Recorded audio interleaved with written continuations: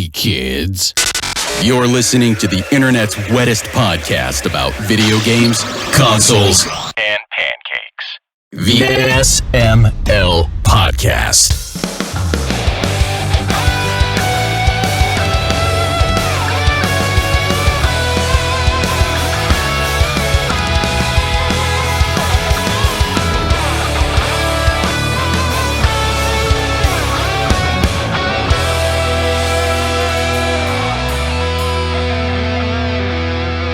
What's up, everybody? This is the SML Podcast. I am your host, Joe. Joining as usual, we've got Aki and Jacob. How are you two idiots doing? Pretty good. Aroused. I didn't need to know that.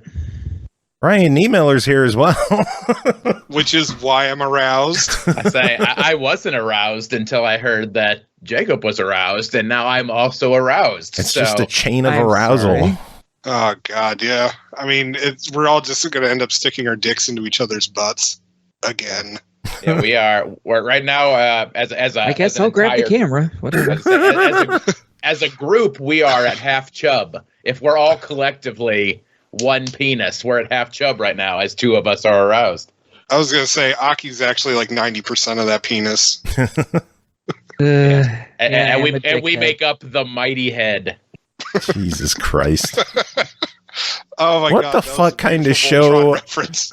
Does this happen other times when I'm not on the show? No, it's never this bad. It's just because of you, Ryan. I show up, we talk about butt plugs, and we talk about docking and sticking headphones up each other's asses. Yeah, boofing. We're boofing it. Boofing those headphones. Huh? Oh, yeah. So, Ryan, how are you doing? How's things going for you? Oh, things are good. Things are good. I've just been... the last couple months, I was on the road a decent amount. I have a good month or so off. I just have a couple of fun little corporate shows, which are always a good time, before I get back to it again in April and May. So I've been laying low, just playing some games. What kind of games are you playing? I'm almost done with the base of Forza Horizon 5 now, finally. That's one of the benefits. I could actually finish the seasons, because I've actually had 4 weeks in a row where I was more or less home to actually do all the challenges. So if you miss one of those weeks, you're screwed. Yeah. So I hadn't been able to do it yet. So that's the one downside I do not like about that game is it's not good if you have to travel a lot. That's one of my problems with games in general nowadays that have like battle passes and shit like that. Like if I miss a week, I feel like I've missed out on everything. Yeah. Heaven forbid you do something like, have a life birthday or go on vacation or something like that. I mean, that's how those games are designed. It's to have you log in every day so that you buy their stuff. These games are made for people like me who are completely worthless. That was the example I was actually going to use, Aki. Thank you. I was going to say this is for people who are worthless like Aki. Yes. Yeah, I was going to say, are the games worthless or is Aki worthless? Both. Yes. 6 and 1/2 dozen in the other. Oh, Jesus. I unfortunately missed you when you came through our area. We had a shitty ice storm. How was your show that was local to me that my stupid ass missed? The shows were actually fun. They were a little lighter attended than I would have liked for the reason you mentioned. A lot of people were just like, nope, not driving through that. I put on a good show. I don't think it's worth dying in an ice storm good. if I had to, I'll put that on the business card. Not worth dying for, Ryan Niemiller. That's who I am. But the shows themselves were good. They were in a couple of weird little towns, as you can attest to, kind of being from the area, the general area. They're not places I would have assumed would have done comedy. But the shows themselves were fun. There was a lot of drunk, loud people the second night that I just basically got to choose violence that evening, which is sometimes fun. But it was a good time. It was a good time. In what way did you choose violence? Did you throw something at them? Basically, like there's certain shows. It's hard to explain. I'm not an aggressive comedian on stage. You've seen me once before, and you know that like when I get to do my show, I just do my show. You know, I'm not going after the audience. I'm not that kind of guy. But there's just certain days where you kind of go into work with a bit of a mood, and you're kind of like I don't welcome it. Like, if no one would have heckled, I would have been fine. So you were me. Okay. Basically, yeah. Sometimes just in the back of your head, you're just like, I wish a motherfucker would right now. Just because I have some aggression I want to get out. Okay. Yeah. I'm not looking for the fight, but if anyone does anything, I'm ready to go. And that's kind of what that second show, it ended up being a lot of fun, actually, just based on people being dumb. I turned the rest of the audience against the lady that was yelling, so that's always fun. What was she yelling about? I can't even remember. She was one of those kind of hecklers, and the show's been long enough now where I don't remember the specifics, but she's one of those type of hecklers where she's adding to everything. Like in the way you'll be like, oh yeah, taxes are too high. You got that right. Like, it's just like one of those people where it's like, I know. You're a hype person. Jeez, they're the worst. Oh, yeah. You got that right. And she wasn't exactly this. I always tell everybody, the worst kind of heckler is not somebody who hates you. If somebody's being rude and is clearly being a dick to you, whatever, all hands on deck for that one. You can just destroy it's the people that like you enough where you still might be able to sell them a t-shirt. So you don't want to destroy them instantly. But some of the worst hecklers I've ever had have been like, you'll be halfway through a joke and they're like, "We love you, Ryan." And you're just like, cool, that could have waited 45 minutes, but I appreciate it. Stop doing that, please. Yeah, thankfully no one did that when I saw you. Right. Because nobody was there. It was there was a quinceañera. I mean, come on. That one was a weird night too. Like I understand they had some COVID issues before that. So I was the first week they were reopened and they didn't tell anybody. Like the week of, the website still said they were shut down for COVID. So, and then even better is the website gave an address that was the wrong place. Yes, they were doing some renovation, so they had moved to a different place, and so that changed as well. Yeah, I remember having to direct you. To the good right luck place, just follows you everywhere. Yeah, that's how that's my the life of a road dog. That's how it on works. Top of that, we're supposed to get snow and ice again tonight, so I'm blaming you directly for that. Yeah, you're welcome. It actually briefly snowed here yesterday. That's how weird the weather is right now. And I'm in Southern California where that doesn't happen. Jacob, are you getting shitty weather down your way? So supposedly we're going to get frozen rain tonight, but then it's going to have it's going to be up to in the 50s. So God. Yeah, I don't fucking know. You can rock your two-piece after that. 50s? Hell yeah. Sorry, but I rock a 3-piece. That's what I like. Wait, 1, 2. I don't even want to think about that. Teen Girl Squad. A diaper. 3-piece? The Dorito, I guess, is the third piece. The Dorito on the chest. I just have a very well-placed waffle cone. See, I thought it was going to be like the man beach thong and then the 2 nickels covering your nipples. Oh, there you go. Technically making it a 3-piece. There you go. What is wrong with us? Jesus Christ. How did your special taping go? It went well. I wore my 3-piece. It was very sexy. The special was good. I'm excited to see the edit. Hopefully I'll be seeing that here in the next couple weeks. They filmed 5 specials at once, so they're kind of wading through all of them. I got an email the other day about I have to send in my special thanks liner notes. If you guys want to be a part of the liner notes, the bidding starts at $20. I can be bought very easily. I got $20. Cents. Oh shit! I got outbid. There you go. So far, you're in, Joe. Sweet. That's what she said. No, she didn't. Yeah. No. So far, I'm in, Joe. That's what I'll say. That I'd believe more likely. Yes. I'm a celebrity. I have certain decadent needs. Well, I helped fulfill one of your needs once upon a dream. I got you Spike Out Battle Street for the Xbox. You did. I hooked you up with my copy. I wasn't using it anymore and sent it your way. You did, yeah. For a princely sum. That is one of the trickier games to find for the OG Xbox. And even better, it came with chips. It did. What did you think of those chips? Oh, Jacob's going to hate this. Oh, I liked them. The only ones I didn't love were the barbecue, but that's just because I don't love barbecue. But the chips themselves Barbecue were very shit. good. I understand. Jacob, do you know what we're talking about? You sent him fucking Middlesworth. You're goddamn right. I sent him Middlesworth. Yeah, and I Ryan. just ate them. I ate them off my belly like an otter. They were delicious. No, they were complete shit. Like, No, seriously, Middlesworth are some of the worst potato chips out there. Oh, he's a hater. Like he doesn't. He likes like shitty suck. chips. I like hers, like made in God's own country. Like, fuck off with your Middlesworth shit. Like they're seriously. Seriously, they are the LaCroix of potato chips. They have a hint of flavor. How did we get into a fucking argument about Aki, stupid ass shut potato up. chips? Shut up. We're talking about Middlesworth chips and how much they suck. The adults are talking. This is the most passionate I've heard anybody on this show. Like, seriously?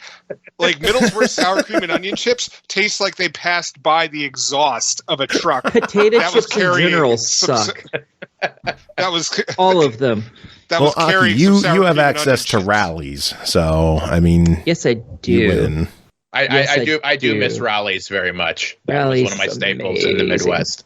Yeah, once I've I got never back had it, home, I so- ate it twice, and I ate 4 days worth of food in 2. How do you? Yeah, it was delicious. The best like $40 I spent for those days. Each one was like $20-something. It was worth it. So worth it. I mean, shit. That's what we pay for our meals anymore because we're lazy and we use DoorDash. See, no, that's what I pay because I'm fat and I like food.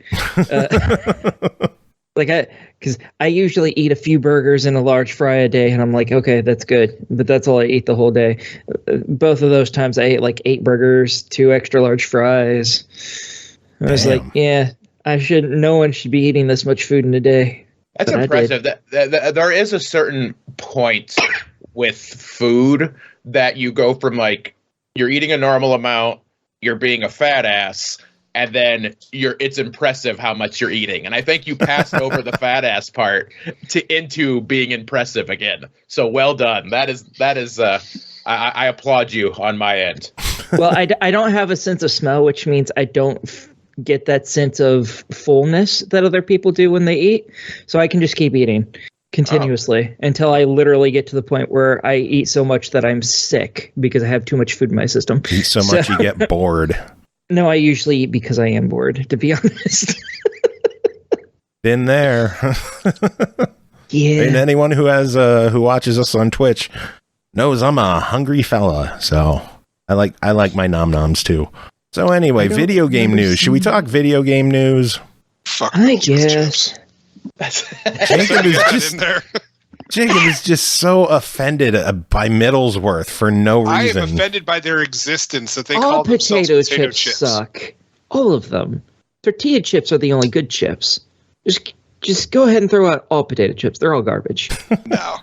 Yes, No. they're all garbage. All of them. They're all shit. I had those Absolute Lay's stacks, shit. Buffalo and Ranch. Ugh. Okay. Those were pretty all right. decent. Y'all need to see the light. Jesus. I do. It's when I crawl out of Joe's beehole.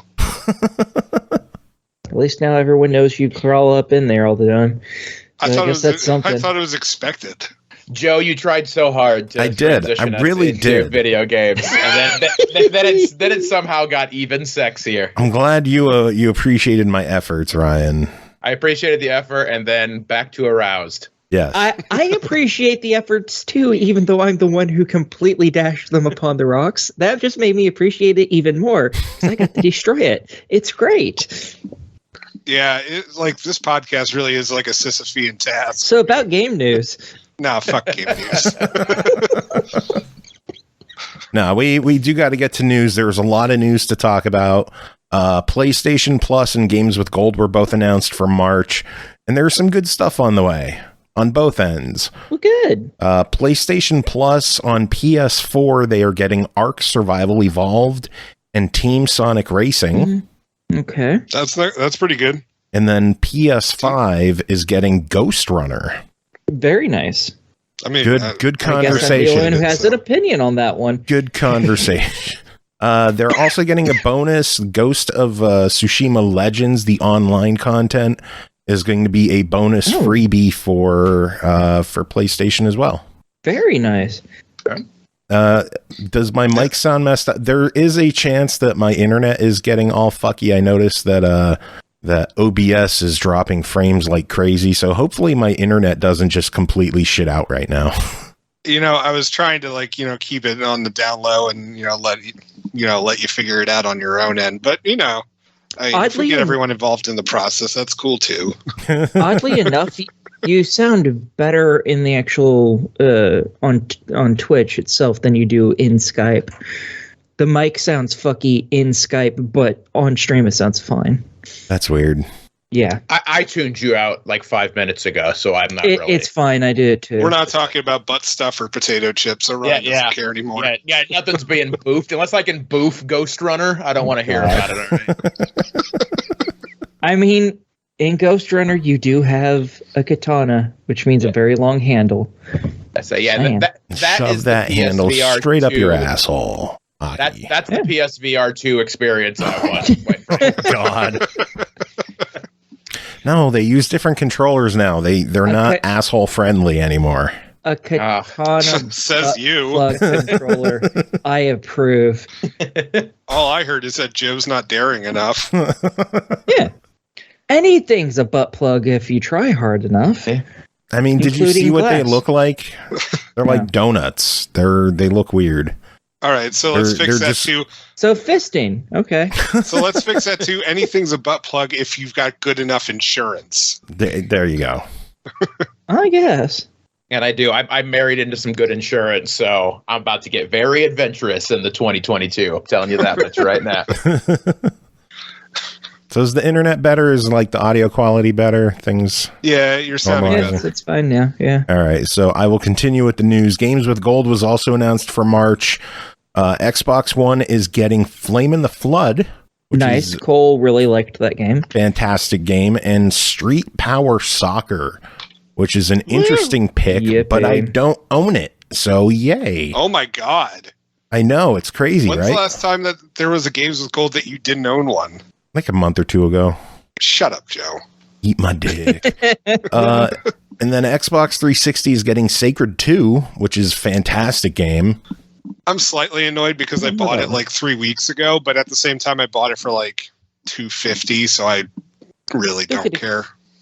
But I don't know what that game is. I've never. it's like Diablo, kind of. No wonder I don't know it. It's good stuff. I really liked it. I'm glad that it's going to be a Games of Gold. That's cool. And then SpongeBob Truth or Square, which, believe it or not, another game I don't own. 2 in You know, 1 month. That's probably because it's a fucking SpongeBob game. No, that does not stop Joe. Yeah, No, it It doesn't. fucking should. I have 4 Cabela's games on my shelf because they're backward compatible. Still better than SpongeBob. You don't own a physical copy of that, Joe? No. Nope. Huh. I wonder if you know what? I think I bought your physical copy like 10 years ago. Maybe.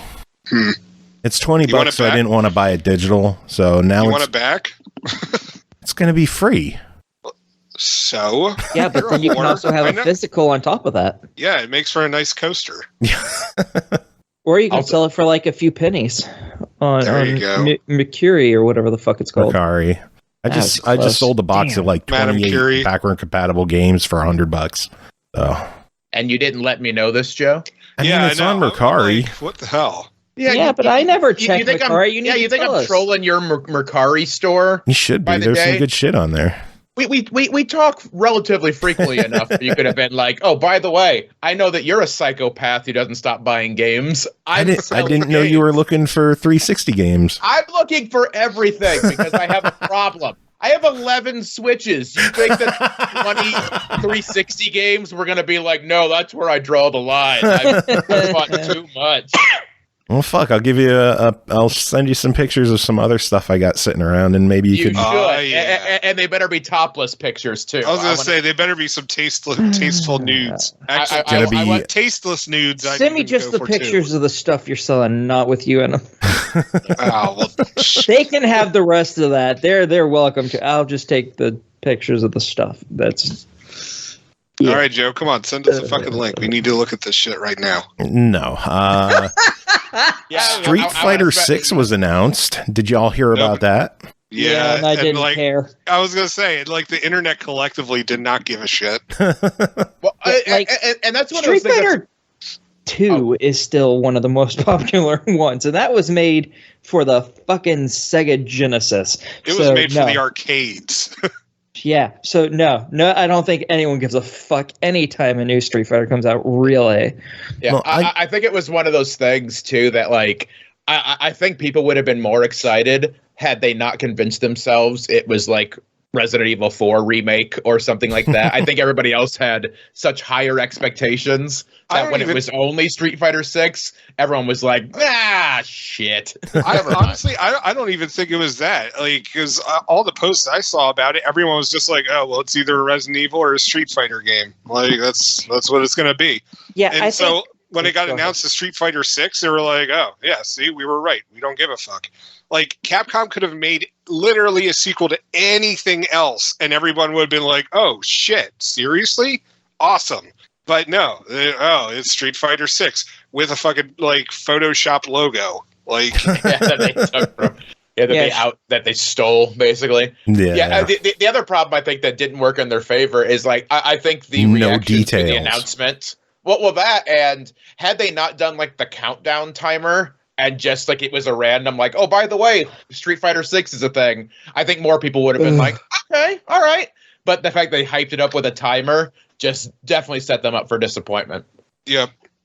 I'm tired of countdown timers, too. Like, battle passes and countdown timers are both on my shit list. Yeah, and when companies decide they're going to do a fucking Twitch stream that's like 8 hours long of nothing, and then at the very end you see a little bit of something. Fuck that. Like they did with what was it, Fallout 76, I think. They had a 24-hour fucking stream of just a goddamn bobblehead laying on its side the entire fucking time. Really? Yeah, that pissed me off. Did you watch it the whole time? Did you hear about that? No, I watched fragments of it, and it was fucking stupid. It's You watched the against whole thing. Twitch's. No, I refuse to watch that. I was hoping it was going to come out with something good, and then it came out with fucking 76, and I was like, fuck you people.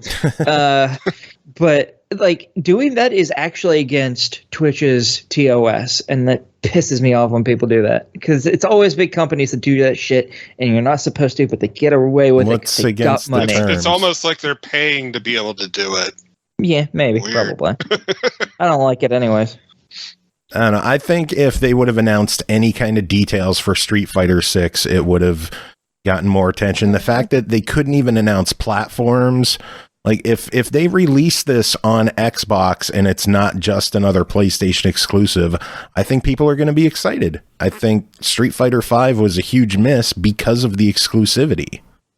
I don't know. I think most people treat Street Fighter these days like they do Soul Calibur and Dead or Alive. They just fucking exist. No one is super hyped about them. No one super hates them. They're fucking there at this point is how I feel.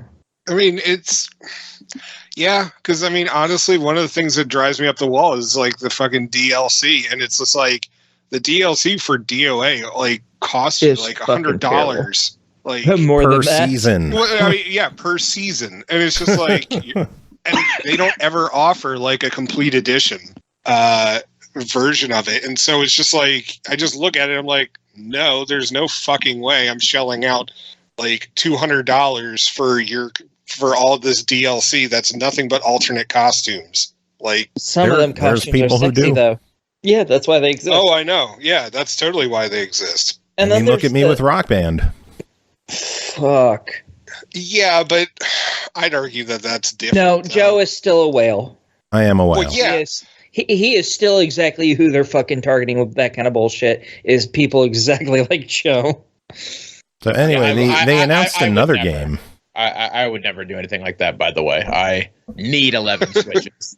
Oh shit, Yeah. Dopey is rating us with 16 viewers. That is awesome. I'm sorry, you guys. Welcome everyone. We are chatting with Ryan Niemiller, well-known comedian and true achievement hunter. And Sexpot. Yes. Mostly God. Sexpot, yes. Yeah. I mean, we're here for the nudity, really. Exactly. Known cum dumpster, Ryan Niemiller. Jesus Christ. That's the high quality entertainment you get from us. Yeah, my hope by saying that is at least one person that came with the raid only knew me from America's Got Talent, and we're like, oh, my family loved him, and then that was the first thing they heard. That is my dream.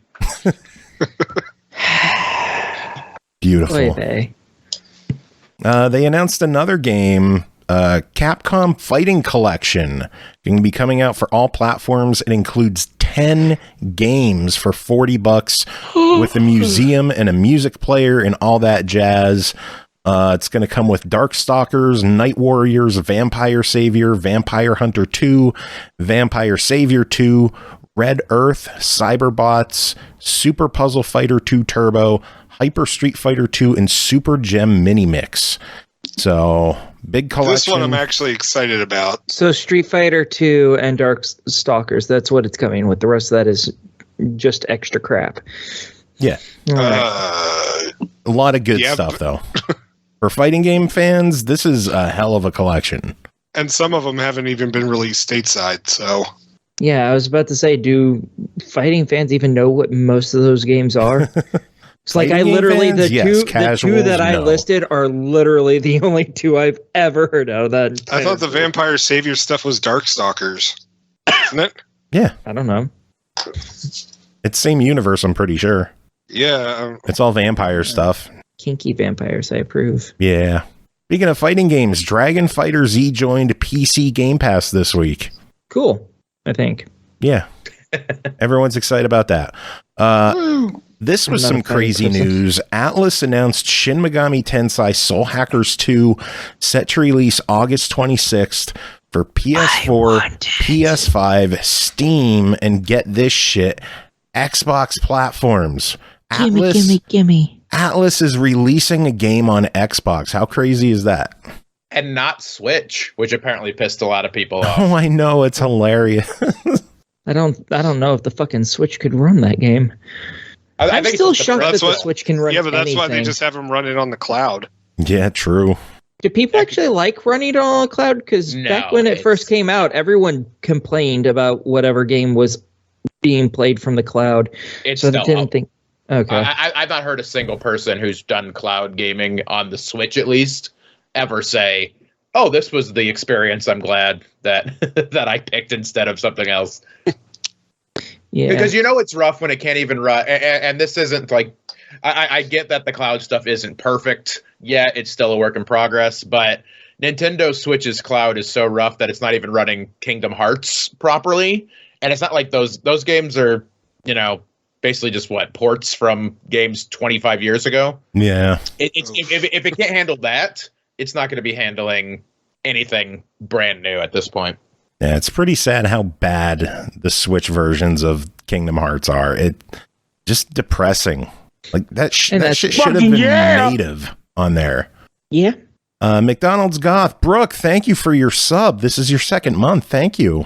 Wow, it's been that long. I can't believe we've been doing this for a month. Hey, bruh. Well, I'll tell you what, just being on this show tonight, it feels like an eternity. So. Oh, I know. Tell me about it. It's only been a half hour. Believe that shit. 2K has secured the Lego license for a range of sports games, and the first game will supposedly be a soccer game from Sumo Digital. That's cool. Okay. I'm not exactly surprised by it because if you folks remember, like late '90s, early 2000s, Lego was doing various sports stuff. Like they did have soccer and basketball sets, and basketball is the other one that's rumored, I believe, isn't it? I'm not sure. I only read about the soccer one because I know that there's soccer. I believe that I had read basketball and also supposedly a racing game. Yeah, I'd believe that is in development as well. But as I was saying, like late 90s, early 2000s, Lego was dabbling into some sports stuff. And I got to play the soccer stuff as a kid, and I thought it was pretty neat. So my only thing is that it's just like Lego hasn't like really dabbled back into it. So I don't know what kind of product support it would have. No. I think the big thing is this is going to be done by 2K and not by Traveler's Tales. Yeah, but I mean, has Traveler's Tales ever done any sports stuff? I don't know. Yeah. They did Rock Band. That's not a sport? Yeah, it is. It's an Olympic sport. Shadow Warrior 3 is going to be a PlayStation Now title at launch. Cool. They finally fucking figured it the fuck out. Yeah, it seems like PlayStation is going to be getting serious. There's also rumors that their revamped PlayStation service with the 3 tiers that we've talked about before, supposedly going to be coming sooner than later, and a heavy focus on classic games. Those are the rumblings. Okay. Kinky. Yeah. Or something. Bethesda is retiring the Bethesda launcher and will be transitioning all their games over to Steam.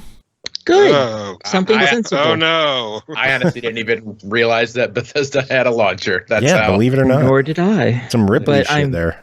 I'm glad they're getting fucking rid of it. That just means one less stupid ass launcher.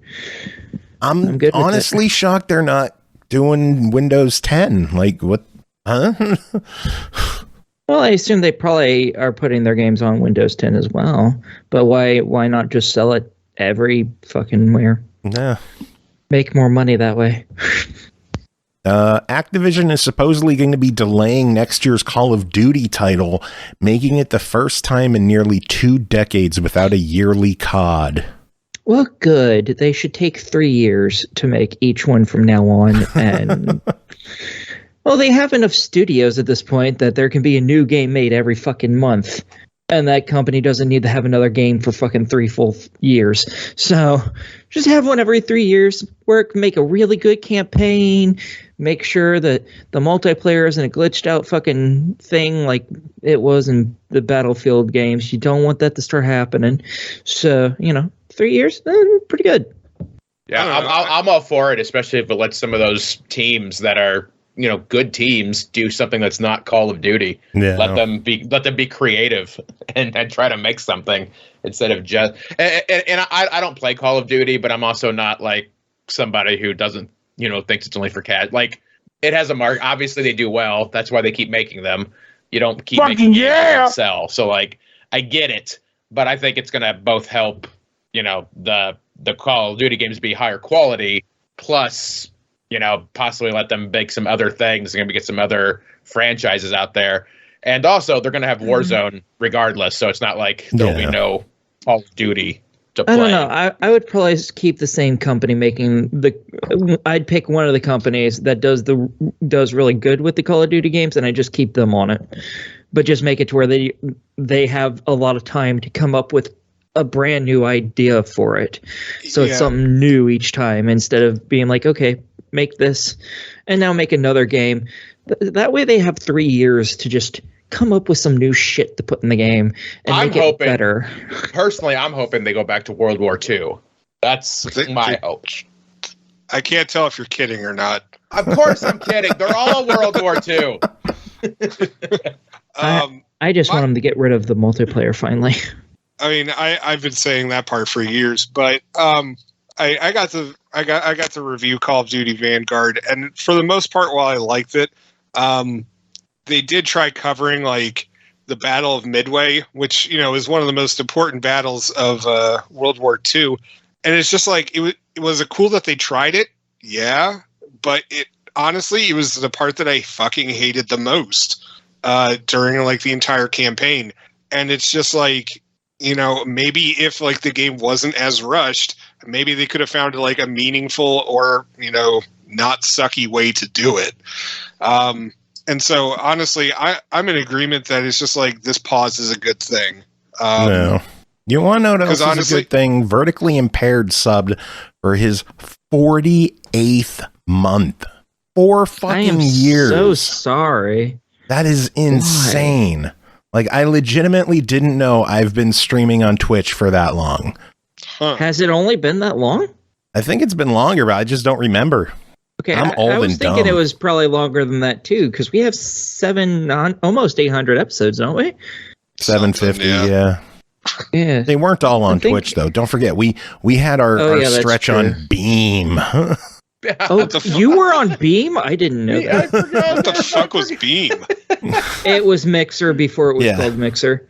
Oh. Yeah. Everyone remembers that. Xbox is trying to forget that because they just recently reintegrated Twitch into the Xbox guide, making it easier to stream than ever. It's pretty much back to how it was before Mixer happened. Does it have a chat when you actually use it in... I don't know. I haven't used it.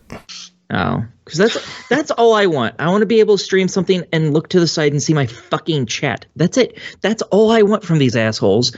It's all I've ever wanted from these assholes. They need to fucking do it. I want Snap back because they used to do that with Snap. The chat was in the Snap and then the actual gameplay was in the main window. Fucking bring Snap back, you cowards. Speaking of things coming back, Enclave HD now has a targeted summer release date for Xbox, PS4, and Switch. That was an old Xbox original game that is getting all HDified and is getting a new life. I'm kind of bummed it was never part of the backward compatibility program, but now it's getting remastered and re-released, and probably going to have to pay like $30 for it. I totally spaced out. What game are you talking Enclave about? HD. I don't know that game. Okay. Brand That's new. why I spaced out. Yeah. Yeah, I don't. Again, I didn't start really playing games until I hit the PS2 era, and I didn't play very many of that era. Yeah. But that's the original Xbox era. Yeah, it is. I never played the original Xbox. Yeah. I know, but you're like, well, it's from a period of gaming where I wasn't playing any games, but I was playing games on the PS2 at the time. But Yeah. PS2 transcends time. That's basically what that means. I went from the PS2 to the Xbox 360 fairly late in the 360's life. It was almost the Xbox One era at that point, I think. Oh, God. Yeah, I usually get them pretty late. I think I got it when there was the right before the Thin Elites came out is when I got my first Xbox altogether, my first 360, and it was one of them big fat fucking Elites, the original time. And then like 2 or 3 months later, they announced a thin one coming out. I was like, you motherfuckers. It is what it is. I got Splinter Cell Conviction. I'm good. I love the Splinter Cell games, so meh. You want to know what game I really loved? Go on. This Guitar Hero? This is a segue. Knockout City. Some news about Knockout City. It's going to be going free to play, and EA is no longer going to be the publisher. They announced that there will be a loyalty bundle available for current owners that includes legendary cosmetics, XP boosts, and 2,000 hollow bucks. Aki, you don't have to yawn every time there's news you don't care about. I was yawning for real that time. But it was Knockout because she City. didn't care about the news. Yeah. Well, I didn't care fair. about it either, but that time that was a legitimate yawn. I really enjoyed my time with Knockout City. I might have to jump back in and see how it's going. They're doing a season 5 right now that's like a best of the first year. Which one is that? The dodgeball. It's the dodgeball one, Jinx. Oh, Holy shit. I was thinking it was a fucking boxing game. I was way off. Okay, never mind. I definitely don't know it then. It's the 3v3 dodgeball online. I'm not gonna lie. Like, I mean, I enjoyed what I played of Knockout City, but the fact that it's moving to free to play does not surprise me at all. Yeah. Like it never felt like it had any real staying power to me. So the fact that it's moving to that model, I don't think is particularly surprising. Now, the fact that EA is no longer handling it, that kind of is. But maybe they're also viewing it as like kind of like Rocket Arena. Maybe they just want to wash their hands of the situation and let Velen Studios take care of things themselves. Legitimately, the only thing I know about dodgeball is if you can dodge a wrench, you can dodge a ball. That's literally it. That's I don't know good anything. knowledge. I've never even played dodgeball in my life. So We used to play a game in middle school that is super dangerous, and I don't know how they let us do it, but it was frisbee dodgeball. So it was dodgeball, but with those hard-ass plastic frisbees, and we loved it. God. Yeah, aren't that sounds like an dodgeball supposed to awesome be game. heavy or something? No, Isn't? they don't Oh, have to be. I mean, they could be, but They're usually like foamy, kind of, because it's kids whipping balls. Oh, as a really? We kid, had rubber ones. Yeah. Yeah, I thought they were like heavier basketballs or something. No, not No. basketball level. But Well, I remember played when I was really young, they had the 4 square balls, the ones that boom, that make that kind of noise well, that's what we as they played bounce off dodgeball your with. face. That's what we had. But honestly, the frisbee one, I'm intrigued. I want to go back and now play that. Oh, it was fantastic. We brought it back to the neighborhood as well. It was so much fun. I taught all the other kids how to play it. Yeah, see, we played Lawsuits pending. ball. Oh yeah, they're all dead now. All those kids are dead. Yeah, we played beep ball. We didn't play Beep dodgeball. ball. Yeah. Well, you have to remember, I went to a blind school with a bunch of blind kids. You can't How really am I gonna throw a remember ball that, at their Aki? head because I'm blind, and I state that on a regular basis. You I know, but fucking I putz. don't know what happened. Was it a You're dodgeball you're accident? blind. I You have went to a not blind told me school. your How life would story. I remember that? Fuck. Was it from getting hit in the face with a dodgeball? Is that what happened? No, as I said, I've never played dodgeball. That makes it less fun. But maybe in parentheses, you never played dodgeball since the incident. But no, the beep before ball times. is basically a ball that you put has a button in it that makes it start beeping, and then you roll it in a dark room, and people trying to hit people with it. Oh, so it's like a sonar kind of thing almost? Yeah. So kinda. are you all like standing, or are you like? You can. It doesn't matter if you're standing or not because you're rolling it around trying to hit people with it. In a dark room? You don't. Yeah. Was it I mean, padded? they're all blind Yes. to begin with, so I mean, Well, yeah, that's why it was darkened so that the kids like Even me who playing had some field. sight, it would be even with the completely blind kids. So it was a completely dark room. But yeah, the whole room was padded. the kids with It some was- sight, aka the cheaters. Yeah, apparently a couple years after I left that school for shitty public school, incredibly shitty school, they stopped playing it because too many kids got hurt. Because Gee, I wonder why. the blind kids were smart and knew how to fucking play it. All the sighted kids, they went after it hard, and there was a number of broken noses and even a couple broken arms. And yeah, Fucking normies. yeah, no it one made in me my sick. class ever had that issue, so I was shocked to hear that there was so many injuries. I'm like, did everyone just get significantly more fucking retarded since I was there or something? What the hell? And apparently Lord. so. Apparently so. And I So segued anyway, us that's way all the off. news I have. Jacob, what kind of news do you have? Get out the well, Sonic bullshit. Go ahead. Just get it done. Actually, I have Mass Effect news. Oh, then I'm actually going to listen to you for once. The next Mass Effect game is currently being prototyped. BioWare is emphasizing that they're caring more about quality. And good. they're asking for the community to be patient. That is really, I think, the least one should expect is them caring about the quality of it. Well, I think they're just eager to not have a repeat of Andromeda. So, Yeah, I don't think anyone wants to see a clown say, "And my face is tired." Yeah, no one wants to see that. Just no. I'm glad they're focusing on fucking quality this time. God, that game is shit. I don't know. I really liked it, but I didn't get to play it till a year after it came out, so they ironed out most of the bugs. I So, liked its combat. Its combat was fantastic, and I liked a couple of the characters, how they were written, but the game overall, I did not like. I got Writer- the fuck another Asari, Yeah. so it's all good. Yeah, PB's pretty hot. Yeah. Well, still haven't played the game. Did you hear that? Aki and I agree on something. I know. Well, Hell's of gonna course freeze we do. over. Asari are sexy. That's just life. There we- But anyways, so continuing the part where Aki hates her life. So And I'm more ignoring Sonic you the then. Hedgehog 2 news. Yeah. We got 3 new Fucker. character posters. And also the toy line got announced. So we're going to be getting a line of 4-inch figures of Robotnik, Sonic, Tails, and Knuckles, which are all going to be available for $10. Plush toys, including an exclusive Target one of Sonic. Ooh. Is There's gonna be- there at least a plushie of Tails? Yeah, it's going to be Sonic, Tails, and Knuckles. I'll get regular plushies available at wherever Okay, you buy good. plushies. I don't know. I'm Tar- cool with but- a Tails. But Target plushie. I gets like an that. exclusive 13-inch Sonic plush. I don't give um, a shit about that. So there's also going to be Aki likes Walmart the 13-inchers. Yeah, 13-inch Sonic butt plug is what I heard. Yeah, buddy. Walmart is getting Have to an be awfully exclusive. flexible. Hey, I'm trying to make Aki hate No one life. cares. I do. This is what I live for. Failing Aki. miserably because all I've heard is something about a 13-inch butt plug, which was amusing, and that there's a Tails plushie, which makes me happy. Well, guess what? We have new butt plugs for you. The Tornado biplane set, which is Walmart exclusive. What the fuck that is? Vehicle.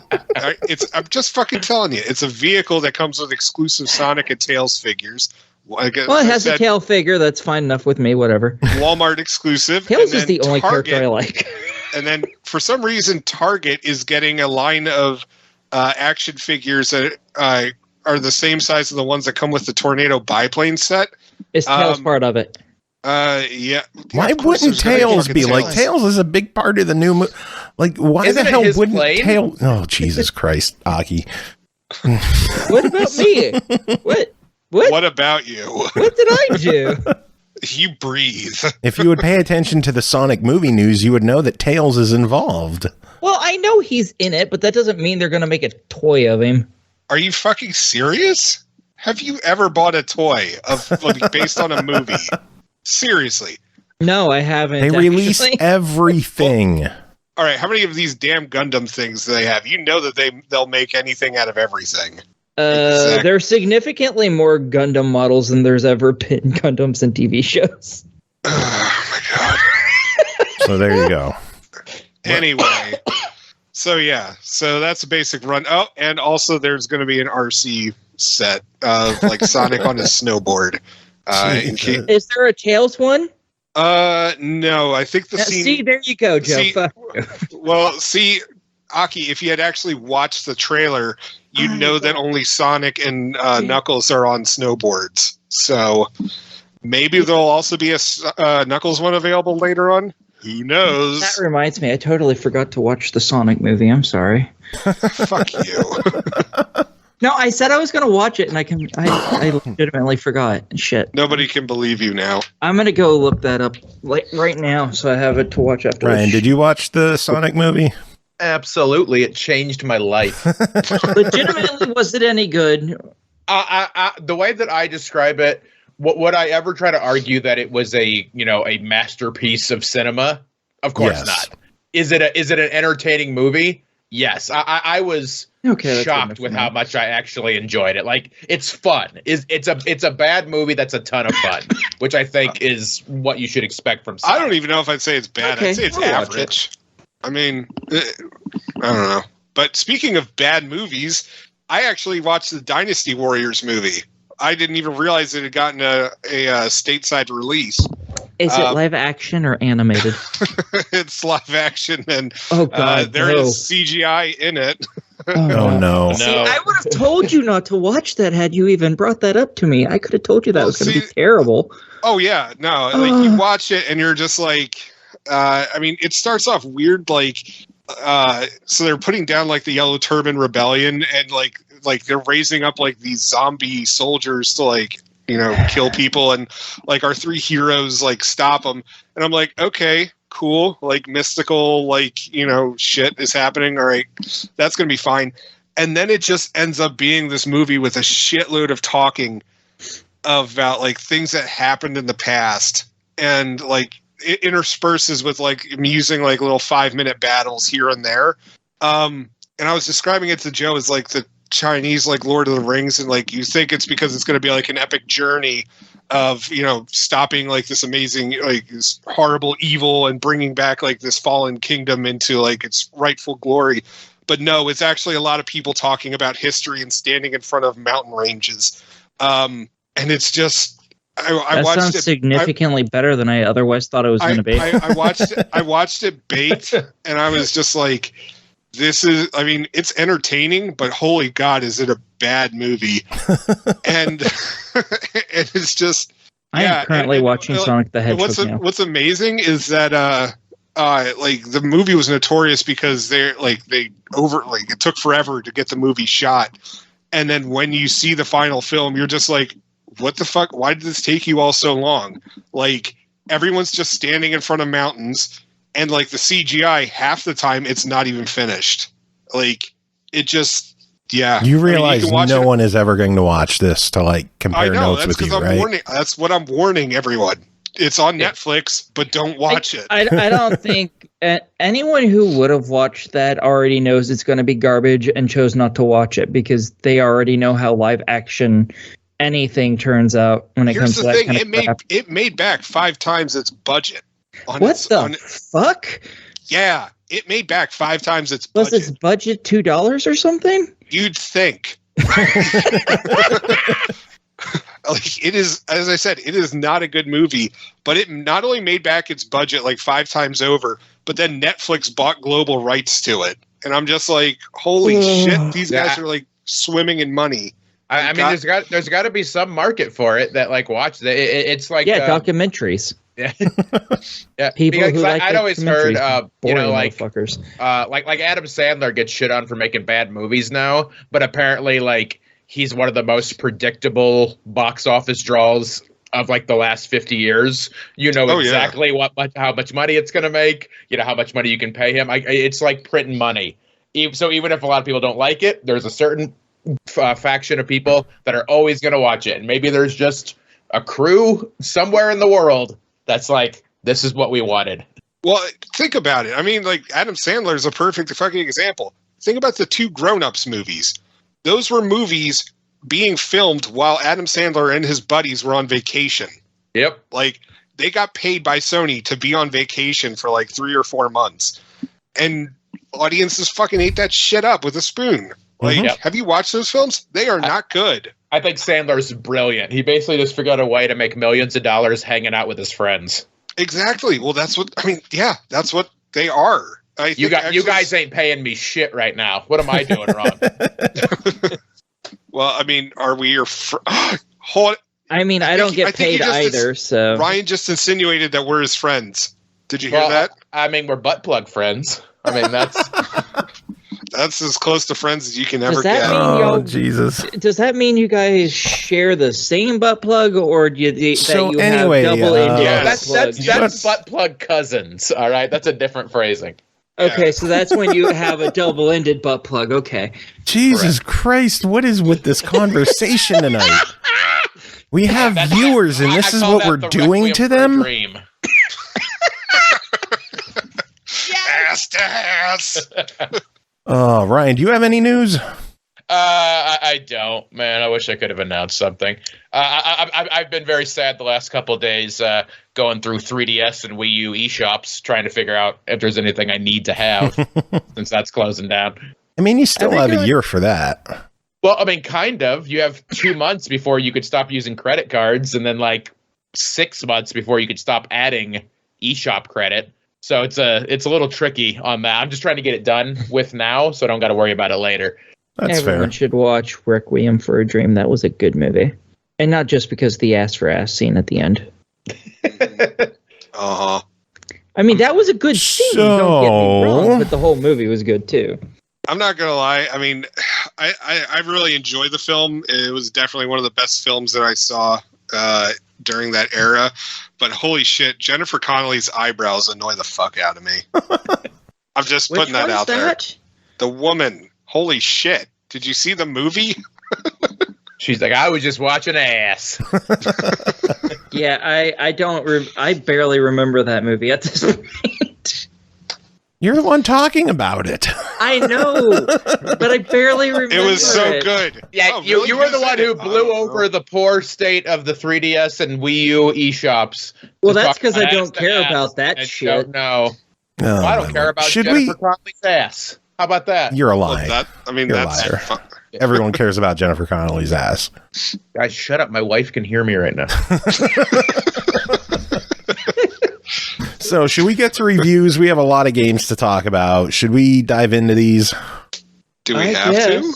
Well, no, you can leave if you want. All right, I will. I mean, we can all agree to bail, like right now. No, I'm not going to bail, but at least now I won't have to wait to do my reviews. Oh, geez. Okay, let's get to these. First game to talk about, Ryan, you're going to stick around because you're talking about this one. Yeah. Super Toy Cars Offroad, developed and published by Eclipse Games, released February 18th on Xbox One, Series X and S, and PC for $19.99. Coming soon to Switch, PS4, and PS5. Super Toy Cars Offroad brings the series off the beaten track and into the mud, sand, snow, and more. Find your way in this fast-paced arcade racing game where you control miniature off-road cars that speed through amazing tracks populated with supersized everyday objects. Ryan, tell us about your time with Super Toy Cars Off-Road. I have a question. Sure. Is there a supersized butt plug? Jesus Christ. There was a lot of things around the environment that, if real, could have been butt plugs. That's all I needed to know. So that being said, this is a must buy. Pretty much. Just what if that for was the all butt that plugs. reviews were? Yeah, just like, tell me, is there anything that could be a butt plug? All right, I'm in. Well, I mean, that is what you do with butt plugs. So yeah. Exactly. I did my best to enjoy this game.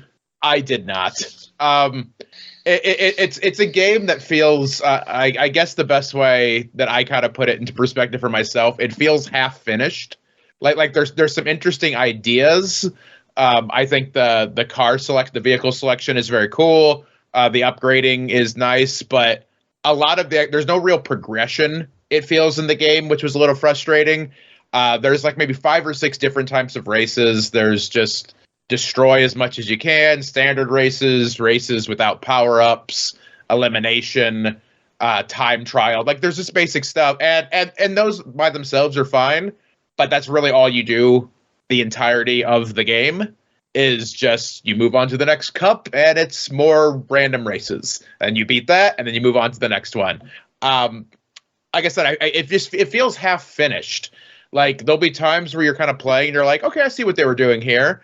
And then you realize the controls are terrible and you can't like make turns, like it's so close to being it. The drifting is not very intuitive at all. I could not get the drifting down at all. I like barely scraped through the drift races that they have just by the skin of my teeth. I was not very good. Yeah. There's one achievement for, and I'm sure some people listening care about the achievement part of it. There's an achievement for getting first place in a drift race, and I lucked into it. Like that. That's kind of, I don't know why it worked the time I did. You have to get lucky with the AI being bad as well. Oh my God. Yeah, you do. Like, honestly, and I had it set to easy in the very first race I got 8th place, and then it was like the AI suddenly realized, oh wait, shit, I'm supposed to be doing this on easy. And then it felt like it let me be in 2nd place, and I never got anything higher than 2nd place in any of my races. Like, I got a fair number of wins. I didn't like. It felt like I said this to the dev. I can't remember if he confirmed it or not. It felt like there was an adaptive AI where the worse you did, the easier it got. Yeah, I could see that. It always felt like, kind of like Jacob said, I would have one of the kind of cups or whatever they are where I would get 3 first places. And I'm like, okay, I'm finally getting the hang of this game. And then I would get a 7th. And I don't feel like, and that was with my car being now more powered up because I upgraded it in between. And now suddenly I was worse. It felt like you would get punished for doing well. Like, I don't know. Like, my main gripe with it, and the thing is that I didn't really mind the controls as much. I enjoyed like the level design and stuff, but my thing was that the power-ups, honestly, they felt uninspired, and then they were also too few and far between, like, in the levels to make any real meaningful impact ever. Yeah. Very rarely did a power-up actually like come in clutch where it helped me win a race or overtake somebody or fend somebody off. The other thing that I found a little, I guess, disappointing is it felt like, so the controls would be bad, like turning in some of the vehicles was nearly impossible. And it felt like, for me, a winning strategy would just be to constantly reset my position by holding Y to get myself back on the center. Like, I started winning races basically by spamming that, which, nice if you're trying to win the races, not so great if, like, that's what I felt I had to rely on. No. In some cases, was just because you could just get destroyed. Like a car would just bump you, you'd end up backwards, and it's like, well, I reset right away, and then you're good. Like if you tried to actually like work your way back into it, they're already half a lap ahead of you. So, and there's no way to catch up once someone gets really far ahead, which was another issue that came up during the interview. I mentioned there needs to be some kind of power up that targets first place. So like you hate the blue shell, but it's needed. Yeah, the blue shell that's why Mario Kart is such a popular party game. It gives a sense that you're still in it, even if you're not in it. And I felt with this game, it just takes you getting bumped and you get caught off the road a little bit and caught behind something in the environment. And well, might as well I'm going to be replaying this anyway, so whatever. Yeah. That constantly happened to me. Yeah. Like I said, like there was enjoyment to be had in this game. Like when you start to get the hang of it a little bit, like, and you're not getting kind of cheesed in really annoying ways, I could see where this would be a fun game. And I know it's an indie developer, and like I'm not trying to compare it to someone that has a team of 1,000 programmers on it, but it felt like it just needed a little more time in the oven to be a good game. What would you do to improve it? Well, we talked about it a little bit just when we were kind of casually talking about it. You need to be able to change the camera for starters. I think that would actually fix some of the control problems, because the camera is basically your vehicle's butt plug. Like that is how close to your vehicle it feels sometimes. Yeah. So you can't even.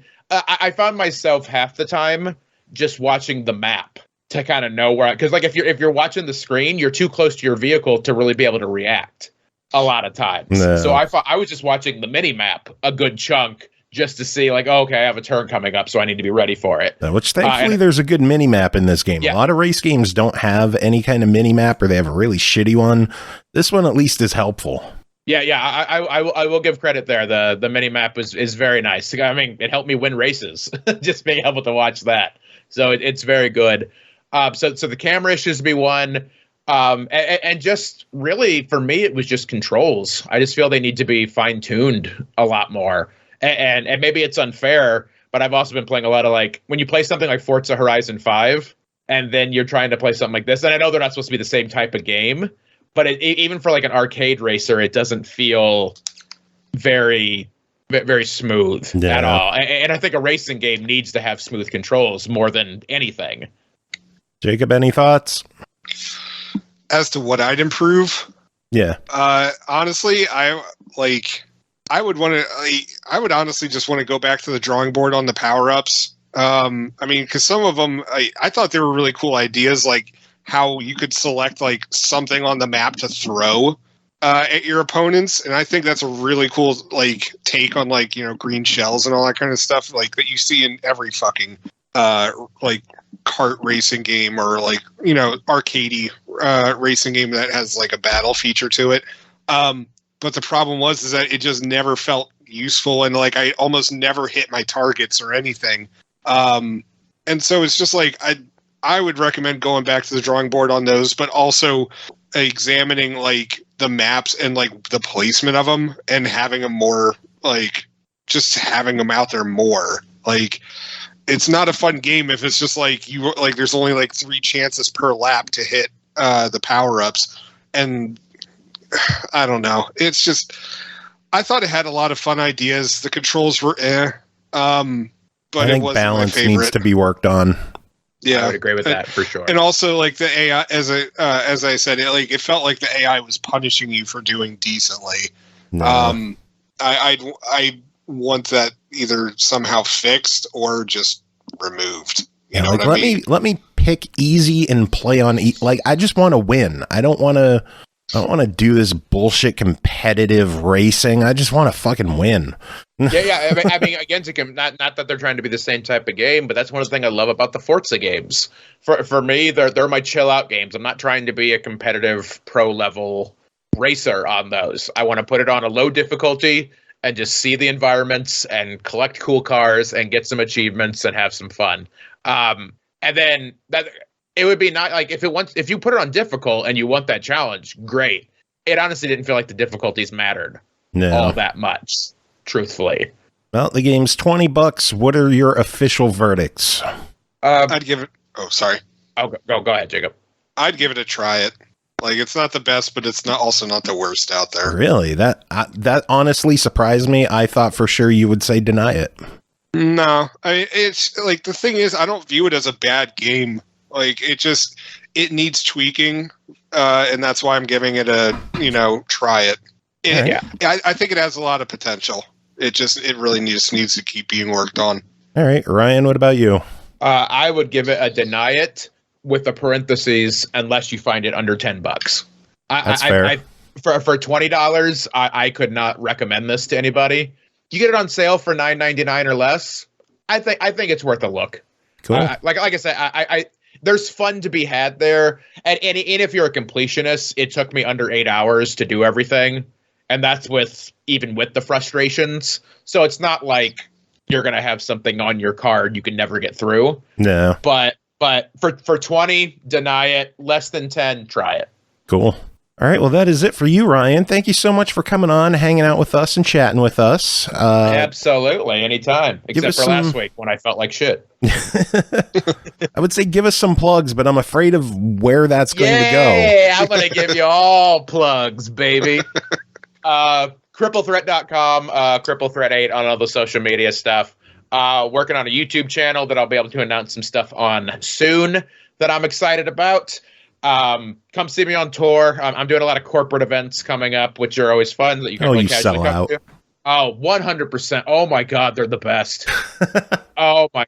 I told my agent recently because like comics hate doing that. Artistically, they're not always fulfilling, but man, you get paid for one day what you might take 4 days to get paid for otherwise. Oh, geez. So I told my agent basically, I was like, if nobody else wants to do them, please let me. If I can work 4 days a month and just get to play video games and hang out with my wife and my dog and just do nerd stuff here, absolutely make that happen. Sounds like a win. So how long until we get Cripple Threat butt plugs? I'm thinking about it. So I don't do the joke anymore. But I used to do a joke about, and this joke doesn't make a lot of sense about what I look like. But basically why anyone should date me is because my hand is basically a heated dildo. I remember that joke. And it's a little bit, at the time it was a little bit too niche of a thing to make, but I was thinking about getting a mold of one of my hands and like maybe having like a limited edition, like 20 that I could sell. Do it! That's fantastic. You don't even need to do that. You just get a 3D printer. It's a lot easier to do now. So I'll tell you all what. If I make that happen, all three of you are getting a free Ryan Niemiller. Yes! Nice. I will hang it above my bed. Good. I will give a customer review. That's what I like to hear. Yeah, it better get a try it at least. At the very least. All right, well, I guess that is it for you. We will let you get going. All right, always a pleasure. Always an anal pleasure. All right. Have yourself a good night, Ryan. See you later, friends. We'll talk soon. All right, next game to talk about is Dynasty Warriors 9 Empires, developed by Koei Tecmo Games, published by Koei Tecmo America, released February 15th on Xbox One, Series X and S, Switch, PS4, PS5, and PC for $59.99. There's some free DLC available that Jacob will detail in depth. Engrave your life on the battlefield, a new release for the Empire series, which allows users to enjoy both the thrill of 1 versus 1,000 action and the intricacy of country-conquering simulation. Jacob, tell us about your time with Dynasty Warriors 9 Empires. You know, I love the Dynasty Warriors series. I mean, I've played them since Dynasty Warriors 3, but I never really dabbled into the Empires series until now. And yeah, I gotta say, it's kind of bizarre playing this. I like, honestly, it feels like this might be like the Madden of the series, where it's just like, if you didn't start playing 20 years ago, you can go fuck yourself. And it's just like, so it takes the Dynasty Warriors idea, which is based on the huge historical novel Romance of the Three Kingdoms, and you're essentially just trying to unite all of ancient China together. And you have various characters that you're able to do this with. I think it's like 94 different historical characters all throughout Chinese history. And pretty much, like, you could choose this one person, and then you decide what territory you're going to start off your empire in, and then you can start recruiting people. And there is a lot involved with this. So you could like recruit people, you can like grow crops, you can like start devising strategies, you can do all this diplomacy.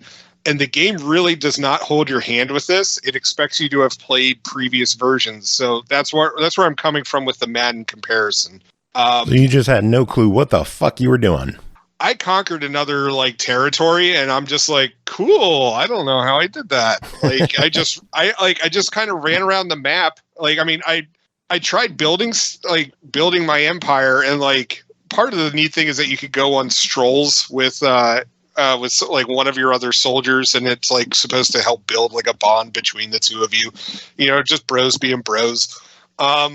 And like there's all sorts of stuff that you could do on it. Like you could talk to other officers, you can recruit officers from other areas, and you can also just run around the countryside, and like there's bandits you can kill, and if you kill enough of these bandits, like the person that you're with will be like, oh, holy shit, like you've killed 150 people, I'm going to give you this gift that's going to help you out later. And there's also like wildlife in the area, so I couldn't really quite figure it out if I was killing like wild wolves or if they were like dogs that were raised by like their thieves that I was killing. That wasn't really all too clear. But then I also killed tigers and bears. Oh my! Yeah. I didn't mean to end up setting that one up, but I did. Anyway, but yeah, I really had no idea what I was doing. And then like after a year of my empire existing, I was just like, you know what? Fuck it. It's time to go conquer this other place. And so I did, and pretty much it was just you run around to various areas, kill a bunch of people, your guys take over that area, like you run over to like their siege weapons, you take care of that, and then eventually you break down like the castle walls, hopefully, if you're doing okay. And then you have to run in there and you'll have some sort of quote-unquote epic battle, which was really just me killing everyone inside the castle really quickly. And then you just keep doing that. Rinse, repeat. Yeah. And so like it was fun. It was weird because I really didn't know what I was doing. I still don't know what I'm doing, but I got an achievement though because I did really well in the battle. I got an achievement. Are you proud of me? Yeah. It was just like, well, it was something like keep up to 90% of your forces alive during a battle. And apparently I did it. Like, nice. So go me. But yeah, so it's definitely not the same as a regular Dynasty Warriors one, but I really wish I knew what the hell I was doing, but I had a lot of fun with it. Well, the game's sitting at $60. What are your thoughts on it? So there are two different versions of this game. There is a regular base version at $60. There's also a deluxe version that's sitting at, I think it's either 100 or 110. And it comes with a season pass. I have no idea what the fuck all is included with the season pass. It's $109.99. Okay. For $60, I mean, this is the standard thing. I mean, that's what it's going to cost. If you're a fan of the Dynasty Warriors series, yeah, give it a try. If this is going to be your first time, you might want to like go with like a main entry. Like check out Dynasty Warriors 9 before you try Empires, because this one has a bunch of strategy that isn't really explained. So no, I mean, if you do want to check this out, maybe check out like, I'm sure that there's somebody out there with like YouTube tutorials on it, and watch those, because I sure as hell didn't, and that probably would have been a good thing for me to do. But then you can at least grasp the understanding of like how the hell the game works. I had a lot of fun. I'd recommend it. And I also just want to say there is some DLC that is currently available for free until February 28th. As far as I can tell, it's just costume stuff for various. I can't tell if it's soldiers or characters. I just don't know. But it's free DLC for the time being. You have till the 28th to download it. So even if you're sitting on the fence and being like, I'm just going to wait for a sale, to get it now while you can. Yeah. Just just grab it. So that's what she said. Next game to talk about, Tux and Fanny, developed and published by Ghost Time Games, released February 25th on Xbox One for $9.99. Tux and Fanny just want to play soccer, but their soccer ball is deflated. Go on an epic adventure to help them inflate their ball. Play as both Tux and Fanny, as well as a cat and a flea. All 4 characters will have to work together if you're going to inflate the ball. Jacob, did you inflate the ball? I did not. You not yet, piece anyway. of shit. I wish I could accurately describe this game, but yeah, I'm looking at screenshots. I don't know what the fuck I'm looking at. This is a hell of a weird game. So it starts off as like a retro adventure game from like the 1980s. And then it's just like I mean, at some point it turns into like a puzzle game. It's also a point and click adventure. And other times it's kind of like an action adventure-y kind of game. And sometimes it has a very retro appearance, but then sometimes it also looks like a claymation thing. And, you know, you're controlling like the main 2 characters, Tux and Fanny, but then there's also the cat. But then sometimes you're also controlling a flea that's on the cat. And it's just really fucking bizarre.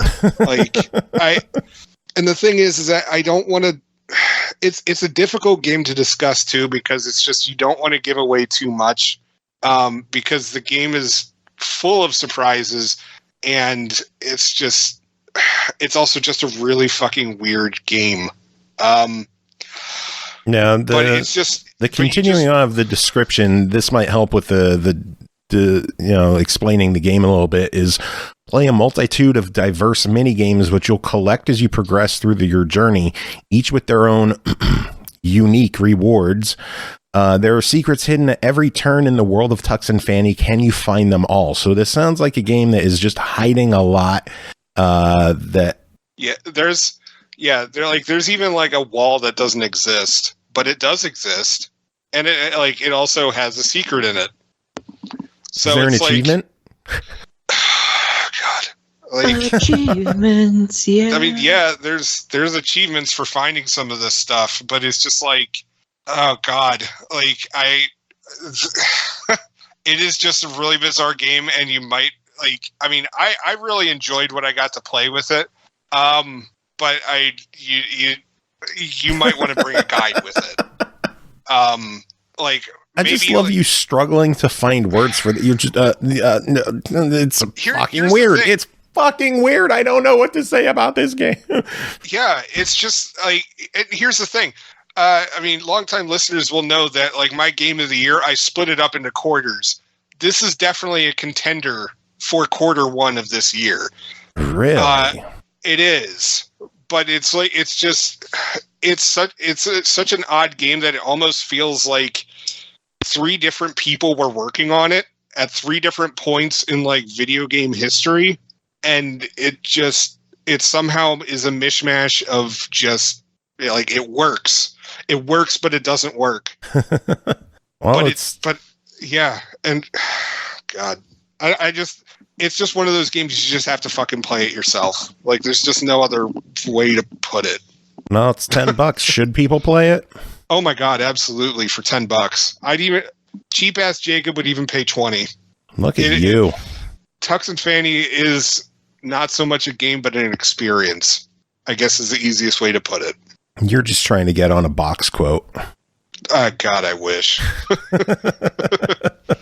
Next up is Mages and Treasures, developed by lightUP, published by Ratalaika Games, released February 18th on Xbox One, Series X and S, Switch, PS4, PS5, and PC for $4.99. Plays a powerful mage on a magical adventure to get back your most beloved treasure from evil hands. Jacob, what's Mages and Treasures? So pretty much it's a very like old school Zelda-esque game, and you just have to run around, and it's pretty much you just walk around. The game thankfully like does hold your hand a little bit with explaining like, oh, you have to do this to get to this. But you know, it's the standard kill critters, pick up stuff, figure out puzzles, like, you know, that usually involve like putting stuff on pedestals or just killing enough critters to like make a door open, getting keys which will open up new areas, or treasure stuff, and then, you know, be like eventually finding the boss and beating the boss. that being said, I did as well on this game as I did with the old school Zelda games, which is not very well. And Joe before this was saying like, "Oh, I got my 1,000 on this," and I'm like, "Yeah, fuck you, buddy," because this is something I will never achieve probably. But like, how are you having a hard time with it? It's just like pretty much it's just like one hit from the enemies kills off like half of your health in like one go, and it's just I'm not surviving particularly well or making my way across. Now I'm like, I'm shooting I'm shooting the little alien monster things with my stuff, and it's just I also find it weird that like, oh well, they're like, here's a key, but if you used it to open this, then you're totally fucked on everything else, and you have to go find more. I don't know. I'm having the gold keys and the silver keys are different. Like the silver keys are the progress. The gold keys are basically worthless because you usually just unlock a chest that gives you money, and it's not a lot of money. No, and so you end up having to go through like areas and like walking out, walking back in, so then the grass resets, and then you get more money. I got my money achievements before anything else in this game because I just walked through the grass constantly. Yeah, that's what I did too. My biggest gripe with this game is like I feel like I've played it before. I mean, usually I steer clear of these kind of games, so I didn't have that kind of feeling, but it's just I was not particularly good at it. I don't know. I mean, what did you think of the difficulty for it? I didn't think it was that difficult. I made it, the achievements in the game are only making it through like 2 bosses. If this is, there's an easy setting on it though, isn't there? I think there is. Probably. If it's because I'm having to review like 7 games today, so I might be blending some of these together. Oh, if I remember correctly, there is. Shut up. If I remember correctly, there is like an easy setting, and I only discovered that like the other night. So I may need to go back and do that. So hopefully I will suck less. But I mean, for $5, I mean. Well, yeah. I will try to finish this. Like, I really do feel like I've played this game somewhere before. I don't know if I have. I don't know if there's... Do you think like it's a reskin of something? I don't know. It just feels like I've played this, like, pushing the barrels. The dev... Carnage is saying the dev put out a few, and they are all kind of similar. Let me pull up the... Yeah, Barry the Bunny, Super Boxland, Mina and Michi, Prehistoric. They're all fairly similar, but they're fun. I like them. They're cute. They're enjoyable. They don't bring anything like new to the table, but they were a fun diversion for a half hour. Yeah, I mean, honestly, if you're looking for like an old school Zelda title, like on Xbox, I mean, this is a good suggestion, especially for, I think you said it costs $5. Yep, $5. What is your official verdict?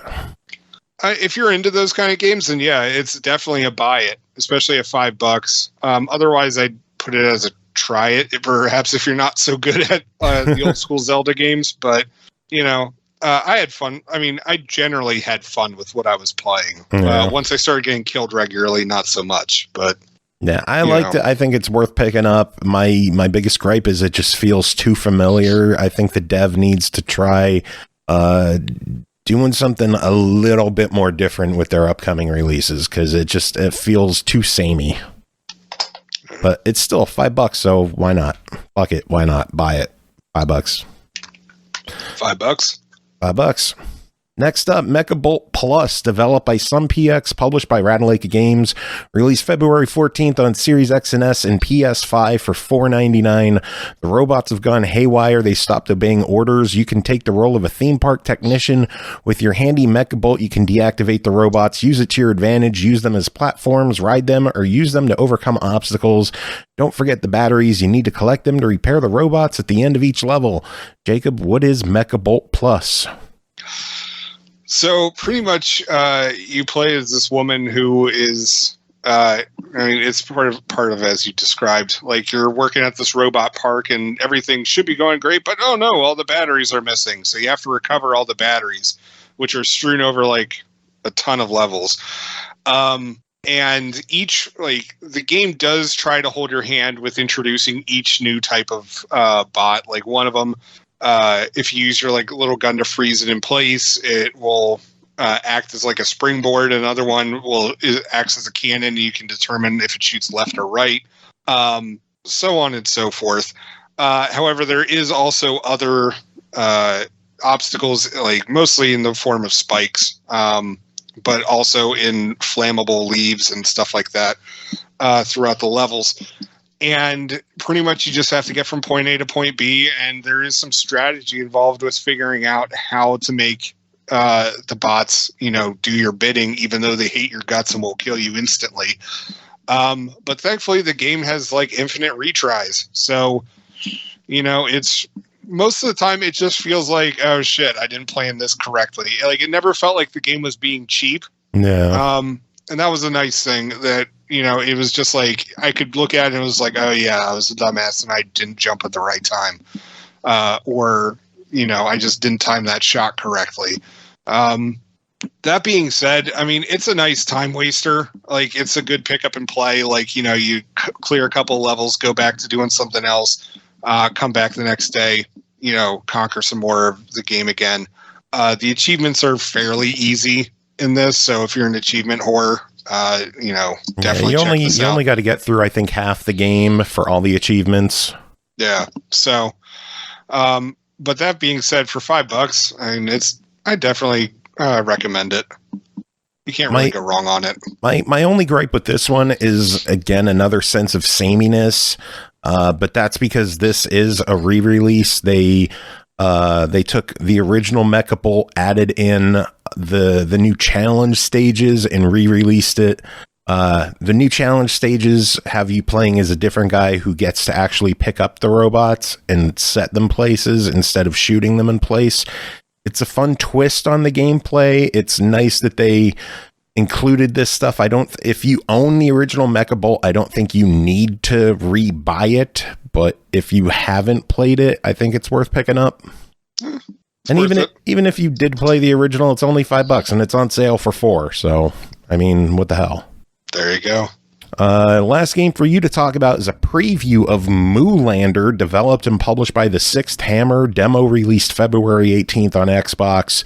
Ever wondered what a cow overlord would look like? Moolander is an action-adventure RPG with Metroidvania elements featuring an epic story about cows and milk.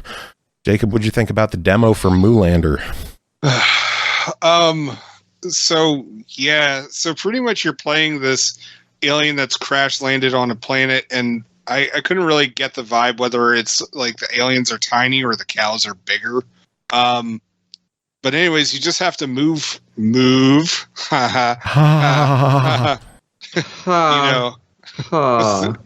the levels, and avoid different obstacles.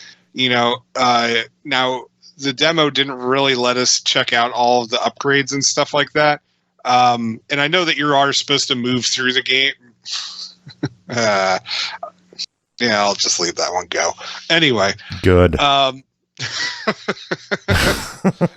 Don't have a cow, Joe. I hate dads, and this shit is why. Now, Aki, you're just being utterly preposterous about that. Get it? Utterly. So, what do you do in the fucking... I'm really going to milk this for all it's worth. Okay, so this game is obviously a deny it, because no one can be this fucking insufferable if they like a game. So let's move on to the next review. Let's move on. Anyway, so pretty much you're just moving through the level in your little UFO, and you're trying to avoid different obstacles, and... It's standard stuff, like, stuff falls from the ceilings and makes an explosion. And you are eventually introduced to plants that can heal your ship, which I don't really understand how that works, but whatever.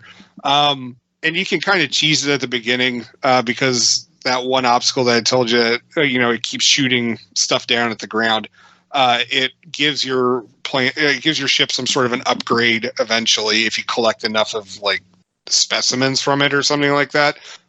Which I know you're not supposed to get until later in the game, but were you grinding? Help myself out. Yeah, I was grinding in the demo. But anyways, eventually you're upgraded to this milk shield thing, which is a shield that you can aim for a limited amount of time, and it prevents stuff from hitting your ship.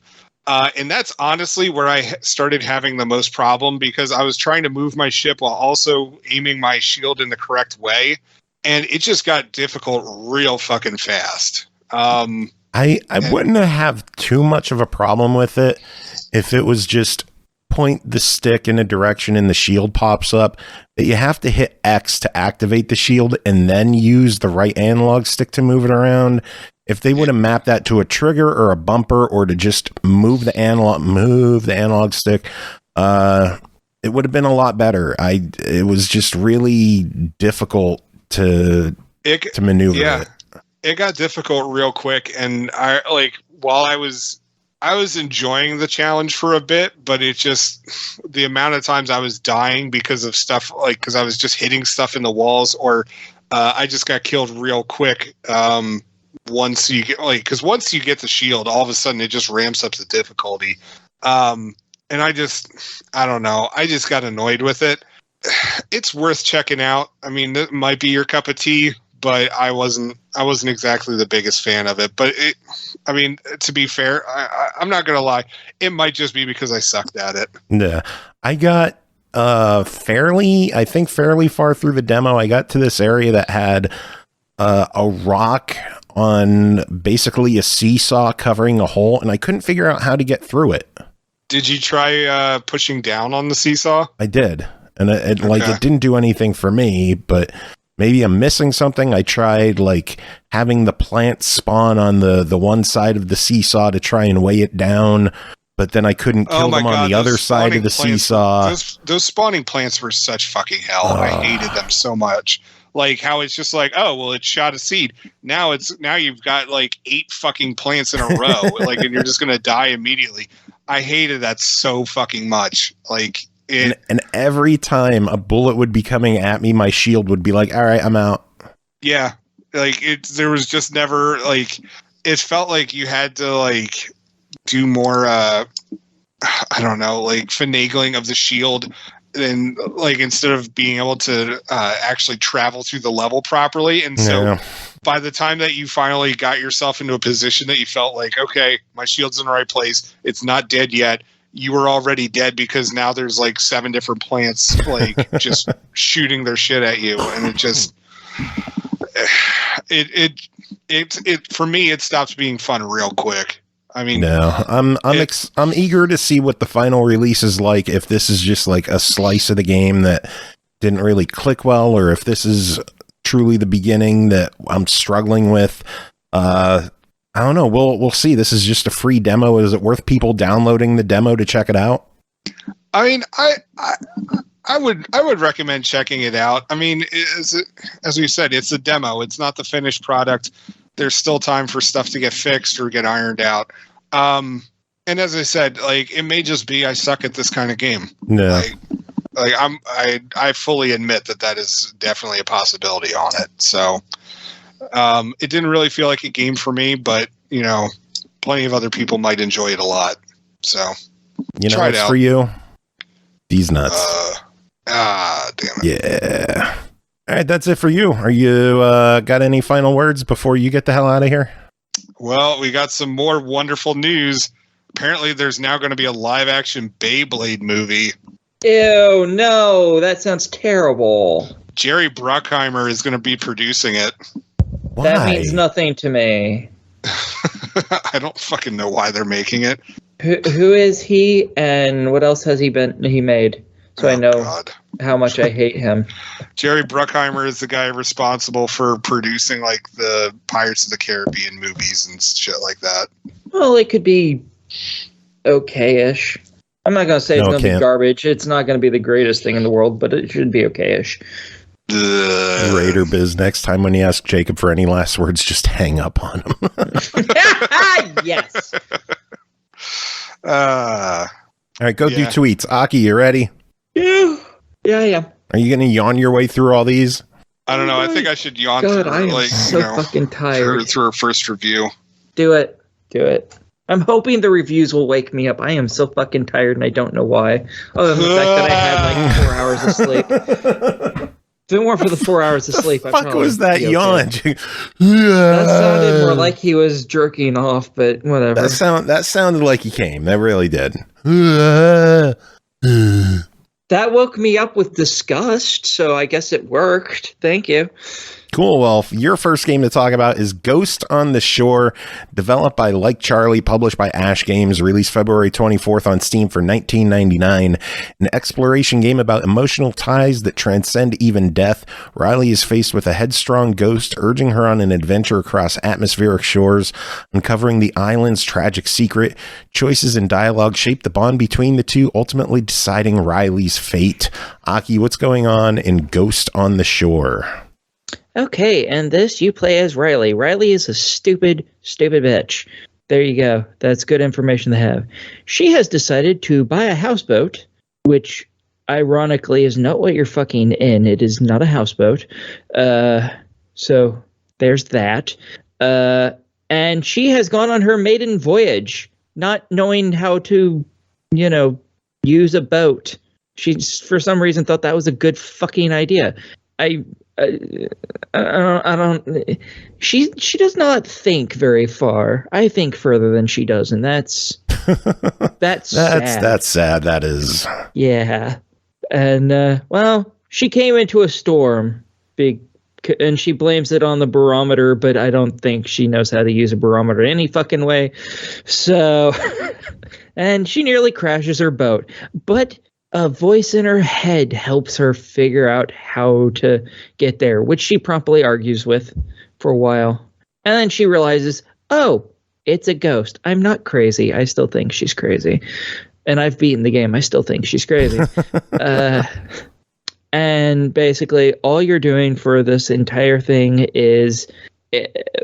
It's a walking sim, mostly. You go around, you try to find your way into rooms and stuff. You find little collectible items like old letters and photos and shit like that you can look at that tell you more about the game's history.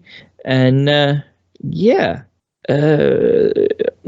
than that, you're really just talking with this annoying dude ghost who won't shut the fuck up or go the fuck away. And eventually there's some twists and turns because you're trying to figure out why he died so he can move the fuck on and go the fuck away. Takes forever, and I don't think he ever fucks off, actually, now that I'm thinking about it. But yeah, it's just learning about this sleepy little island town, hovel. I don't know what you would call it. There's like a dozen houses on this entire island or something, and none of them are fucking inhabited by anyone but this one asshole ghost who won't shut up. And you figure out about other people have come here, and you learn about the original people who lived here, and it's interesting to learn about the place. It's a pretty nice, sweet little story-ish, and I really wish that ghost would just fuck off. Raider Biz says we need a fuck counter for when you do reviews to see how many times you say fuck per review. A lot. I think I've already hit like 5 or no, I've done more than 5 this time. Yeah, I usually don't do as many as I'm doing right now. Right now, I fucking can't stand this fucking ghost. But yeah, so that's pretty much all it is. It's mostly a walking sim, but you're learning about all the people's lives, and they're actually kind of interesting. Even though the ghost won't shut the fuck up, he does tell you some useful, cool information, because you eventually start to learn that he did know these people that were like alive 100 or so fucking years ago. God, I've said fuck a lot. Now that I'm listening to myself, I have said fuck a lot. Ah, oh, Jesus. Yeah. You should listen to an episode sometimes. It's actually kind of impressive how many times you could say it in one episode. We really should get someone to count sometime. it's amazing how many times I can say it within like a 10-second span. Because I just said fuck like earlier, like 5 or 6 times within 10 seconds. Yeah. So $20 on Ghost on the Shore. What do you think? As much as I didn't like the Ghost, and nor does Riley, I really enjoyed the entire experience, really. Because whilst he is kind of irritating at first, and he does rerun, that's kind of the point. Because he does the exact same to Riley, and then she mouths off to him, and that's fantastic. And I think especially at the ending, there's a nice twist that I did not expect. So yeah, I'm all for it. It was really good. Cool.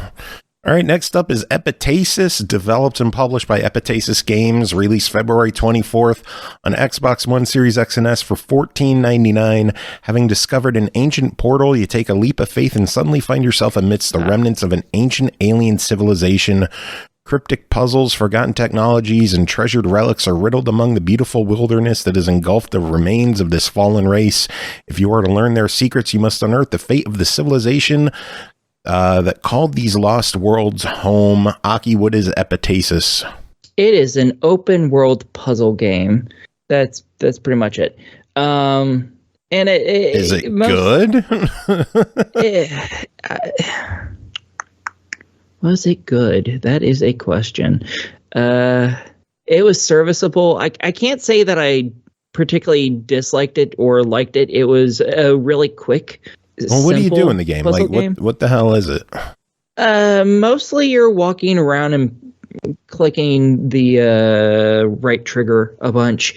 And you use that button to pick up large squares that you drop on pressure plates, or you're using it to grab a rod and placing the rod, or using it to call a drone in to basically push a fucking button for you, because you're not able to push it. And with that, you're trying to open different doors in order to grab some weird fucking little geometric shape. Like, so you can set it in another device to do fucking something. And there's a hexagon, a circle, a triangle, a square, and I think there's another one, but I'm not sure anymore, because this game took me like 2.5-3 hours, and I just ran right through it. It's very, very simple. So it's a quicken. I'm guessing this is an easy achievement kind of game. Oh yeah, this is without a walkthrough. I didn't use a single walkthrough for any of this, and I looked around a lot, and it only took me a few hours because I was trying to figure out how to get a couple of the achievements. And then I ended up getting it later. I was like, oh, that was a lot easier than I thought that was going to be. It's like one of the achievements is you have to find a friendly drone. So I was like, okay, I'm just going to scour every inch of every area I go through, because it has to be somewhere. And then it's in a very obvious place. And I was like, oh, well, I guess I didn't need to waste all that fucking time. So, yippee. But yeah, all of the puzzles are extremely easy, and if you do for some reason get stuck on them, because I did get stuck on one, namely because I accidentally put stuff in places where I then fell off of a ledge and then couldn't get back to them, you can actually reset any puzzle as long as you're right next to it. That's cool. Yeah, but this also goes with, you can also reset any of them that you've actually completed accidentally as well, and then you have to redo it. Not that it'll take you any fucking time. I mean, I think the longest one took me like 5 or 6 minutes, and that was it. They're very small. You know, eventually you do get one small issue that there are some unfriendly drones, and they can kill the ever-loving fuck out of you. And that doesn't really do much. It just spawns you back where you came from. I don't even remember if it actually resets the puzzle progress or anything. I don't think it does. So, yeah. No, the game's $10. What do you think about it? I thought it was pretty good. It's really quick. Oh, wait, it's 15. I'm looking at the wrong one. It's $15. What do you think of Epitasis? I think it's good. I was fine with it. I would prefer it to be cheaper, like $8-ish, because again, it's really fast to go through. But for people who have money, unlike me, I totally say go for it, especially if you're an achievement hunter, because this bitch is easy. It's pretty too. I like the visuals. Oh yeah, it's very vibrant. It's not particularly colorful, detailed or anything, but it's nice and colorful. No.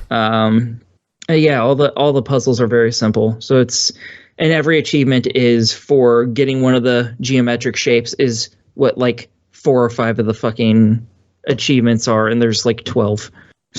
Nice. I think your fuck count was 7 on that one. Oh, that's it? Oh, yeah. That's what you kept holding your finger up for. Yeah. Okay. Well, fuck. Okay. Next up is 35mm, developed by Sergey Noskov, published by what? It's this. Just go ahead. You'll learn. You'll learn very quickly. Okay, published by Sometimes You, released March 2nd, or it's coming out March 2nd on Xbox One, PS4, and Switch for $9.99. This adventure story will let you explore in more detail a number of interesting locations of post-apocalyptic Russia, filled with a variety of items and secrets. During the journey, you will collect supplies, food, batteries, and weapons, solve quests, and move forward on the plot, which has earned several variations in the final, depending on your actions. Aki, what is 35mm? Okay, the first thing I want you to do is go look this game up on Steam for me real quick. On Steam? Yes, go look it up it's been on Steam for forever. Okay. It's been on there for a few years. And click the developer and tell me the other 2 games they've made. Because I've reviewed one of them. Seventh Sector and The Light. Well, I did. Okay, this one is based at the exact same place as In the Light, which I reviewed for us. Well, actually, I think I may have reviewed fucking both of them, but this is very nothing like Seventh Sector. It is based in the same exact world, same general time, even as In the Light, because in it, there's actually an Easter egg achievement where you see the main character from In the Light moving around in the little building that they're in from that game, which is literally just one fucking building. So yeah, that was really interesting. Most of this game is a walking sim that is fairly slow. You can pick up stuff like health packs and food, which are just shittier health packs. So I don't know fucking why they exist in it. It's just like you have fucking food, which doesn't do anything but give you a little bit of health, but you also have fucking health packs, which give you a lot of health. Why not just give me more fucking health packs? Make my life a lot easier. And batteries for your flashlight, which you... Your flashlight? What? Flashlight. Mm-hmm. Like a flasher. Sure, we'll go with that. Yeah, and there's absolutely no fucking point to having any fucking batteries, because eventually when you use your fucking flashlight long enough, it starts to flicker because it's starting to die. But if you want to equip and re-equip it real quick, the flashing goes the fuck away for a little while, and you can keep using it, and it never just dies. So it's like there is no point to using any of these fucking batteries. They're so damn useless. Throughout this, you also can pick up notes and pictures. Yay! More fucking notes and pictures. Exactly what I wanted. And you're playing as this guy who's hanging around this other fucking dude. You don't know anything about either of these putzes. But you're trying to get somewhere. You don't even know where you're trying to fucking get until the end of the fucking game. Which is a city. You're trying to get to a city. They could have told you that at the fucking start. They don't.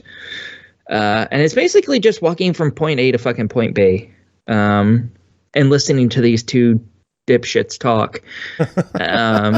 Nothing they talk about is particularly interesting. It's just like general, like, oh, the B4 times were cool. Now kind of sucks. Oh, we should get going. It's getting late. We should hunker down. It's like, I don't fucking care about this kind of conversation. What the fuck? Go away. And, occasionally your character goes to sleep and has some weird flashbacks and fuck up dreams, but that only happens twice, and the rest of the time you're fucking walking. You do get some weapons for, I believe, 1 set of combat ever, and it's with a bunch of damn wolves in a tunnel, and I played that section for like an hour because the game glitched on me and wouldn't let me use my fucking weapons. Oh, geez. Not that pissed me off or anything. I can tell. Oh, man. I about quit the game there. Actually, I did quit the game and I restarted it, and I was like, if it doesn't fix it, fuck this game. I'm done. And it fixed it. So I was like, okay, I'll continue. You're on fucking thin ice, you little bitch. And it was on thin ice the rest of the fucking time. That really made me angry. But yeah, you get a couple sections where it's like, oh, you can fight kind of. Like, there's a little shootout with like 3 people, but you die so fucking quick that there's no point in you actually trying to shoot them because they'll just fucking obliterate you. So you can ignore that. And I think there's one other one besides for the wolves fight, but I don't actually remember where. But rest of it, it's just you learning the backstory of people, places that hold no bearing on anything and don't really connect to anything, because it's like, oh, this is a note from this person to who fucking knows who about who fucking knows what. So whilst the letter is kind of interesting, it doesn't really mean anything in the grand scheme of anything, because it's kind of like if you went and found like old people, they used to write letters to each other. If you just grabbed a letter from like 100 different old people. I used to write letters to people. What the fuck? Well, you're writing letters isn't that old of a concept. Jesus. Yes, it is. You're old. Oh, god damn. You grab it from 100 different people from around the country and just toss them on the ground and say, okay, they're going to pick up this one first and then this one second. They don't really hold any meaning with each other. At that point, they're all just kind of, none of them had anything to do with each other in the first place anyways. So it's like, it gives a little bit of background information about what's happened to the world, but it doesn't really matter at all. Yeah, it's kind of a bummer that way. Well, this one's sitting at $10. What do you think of this one? It's an easy game to complete if you're an achievement whore, but otherwise, I have to say deny it, because like it didn't have a particularly amazing story, and none of the collectibles, whilst they told you little bits about how life is, they didn't really connect to anything, because I could already see life fucking sucked, because I'm walking through Life Sucks Alley, so. Like that, it didn't provide me enough of anything to care about any of the fucking characters or the fucking world. So I was just like, the whole time, sadly. So I'm gonna have to say deny it unless you're an achievement whore and you're really, really jonesing from some fucking achievement score or gamer score, whatever. Cool. I lost track of how many fucks you had on that one. You were a lot. You were just out of control on that one. That one fucking pissed me off. I can tell. That one point ruined the fucking game for me. Absolutely ruined it. Because I sat there and I died. And I was like, okay, obviously I can't do that. And then I died. And I was like, okay, I'll just try to run away. And I died. And I was like, okay, I'll try to get into the corner. Maybe then I died. I was like, you motherfucker. Oh, it made me mad because I didn't realize the game was just glitched. I thought I was doing something wrong. Did anyone count that one? I don't think anyone counted how many you had in that one. Next review is Blackberry Honey, developed by ebi-hime or ebi-hime. Ebi-hime. You say it. Ebi-hime. Published by Ratalaika Games. Released February 11th on Xbox One, Series X and S, Switch, PS4, and PS5 for $12.99. It doesn't matter what the hell I say about this because it's just, you talk about it. Yeah, this isn't the game for you. Yeah. So. This is Victorian age England, and you play as this maid who has... Let's just go with the polite term of proportions when I really mean she has a giant fucking rack. And I mean, like, they're bigger than Joe's head, and you guys can see how big Joe's fucking head is. They're bigger than her own head. Ugh. See, and that was my point about fan service the other episode, is that if they're bigger than the head, it's clearly fan service. No, not fan service. When she gets wet later on in the game and you can see through and see her bra, then that's fan service, which happens. Well, you're pathetically poor because it's Victorian age England.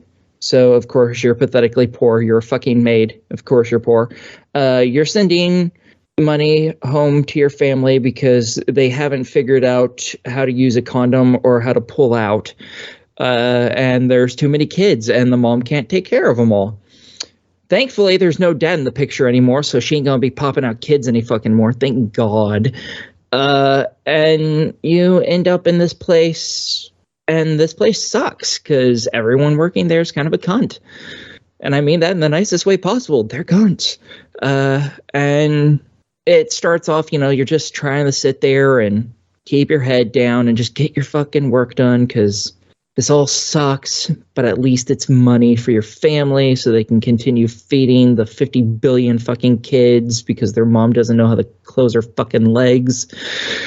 And you have 3 kind of newish people, including yourself, that are in the maid group. One girl, a dumb blonde, she perfectly fits the dumb blonde from the Swiss Alps, who is like a fucking Disney princess. Then you have the slightly chunky Ada, I think her name was. Some just generic Germaic girl who everyone picks on because she's, again, kind of chunky, and she has I think she has asthma. But again, Victorian England, that's not a thing yet. And then you have the 2 older maids who are Pauline and Isolde or Isolde or something like that. They're both cunts. Who cares? Who push all their work on everyone else while acting like they're old, even though I'm pretty sure they're in their like mid to late 20s. And then there's Effie, the girl who acts like a fucking robot, because that's always a trope. And you're working just for this old crone that we never meet, ever, even though she apparently lives in the house. I'm not sure about that, but she apparently does. And her little hell child who needs to get the shit kicked out of her, a 12-year-old by some name that I don't care about because I just wanted to slam her into the ground and stomp on her head until she stopped twitching. Now, her entire... everything that little girl does is she doesn't care about anyone else. And she goes out of her way to be cruel, especially to the maids, because it's funny to her. She is fucking trash. Oh my God, I hated that girl. Very first thing she has you do is she's like, oh yeah, go find me the best rose, one of the best roses in here so I can put it in my room. Little girl don't fucking like flowers, and your character knows that, but you're her mother's maid. You kind of have to do what she says. That's kind of your opinion of fucking everything in this bitch. Yes, I do, Scotty. I say more fucks in any review than anyone says anything anywhere else. That is true. That is very true. Yeah. She has you going in there with your bare hands trying to pick this fucking rose for her, and you get all cut up, and she just laughs about it. She's a little bitch. And then there's one other parlor maid, and you end up falling in love with her because she is exotic. Realistically, that's exactly why you fall in love with her. She looks Asian in the Victorian world. Therefore, she is interesting, unique, new, exotic. Unique. And yeah, that's why I said that. And and she ends up treating you nice, even though she's also very standoffish towards everyone, including you. She starts being nice to you, and she likes to tease you and be mean to you. Which I think is problematic, but whatever. And you two eventually start getting closer, and then it gets really emotional right near the end because you hear about her life, because that's something throughout the entire game. She doesn't really talk about herself or her past. You tell her about yours and she comforts you and blah, blah, blah. And she never really tells you about hers. And then right near the end of the game, she finally tells you about her life. And it's just... No spoilers. Because let's be fair, this isn't really a game. Yeah, this is straight up a visual novel. This is kinetic. You don't have any choices. It's just straight through. You read it. It is amazing. So amazing. It made me cry a couple times. It was it was beautiful. I loved it. And Jacob said he was going to buy this in order just to be a bitch and talk shit about it.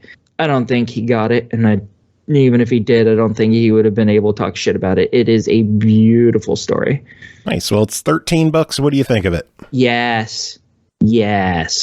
I would have even been okay with more money. Yes, it is amazing. Cool. All right. Fuck count was 14, 3 cunts and 3 shits. Next game is Choice of Life Middle Ages, developed by Blazing Planet Studio, published by Samustai Limited, released February 18th on Xbox One, Series X and S for $4.99, also available separately on Windows 10 for $4.99. You find yourself in a wondrous medieval kingdom, and as you know, it will not be easy to survive there. Therefore, you have to make wise and sometimes not so wise choices that will determine your fate. Aki, what is Choice of Life Middle Ages? It's a card game, kind of. So if any of, I don't know how common these are anymore, but when I was a kid, when I was a kid, there were choose your own adventure books. I don't know if those are still a thing anymore, to be honest. But basically, when I was a kid, doesn't feel good, does it? No, it doesn't. You're the old one, not me. Fuck. But in it, you would read stuff, and then it would give you a choice, and you'd flip to one page or the other, depending on what choice you made, and eventually that could lead to you dying in the book or getting a good in one of various endings in it and stuff. That's pretty much what this is in game format, except for you literally always make a choice. Usually it'll tell you like, oh, this is what's happening right now. Here's one choice. Here's the other choice. Make it. You click that and it immediately says, okay, you did this and now you're here doing this. You have this choice or this choice. So it's constantly just, a cycle of choice after choice after choice.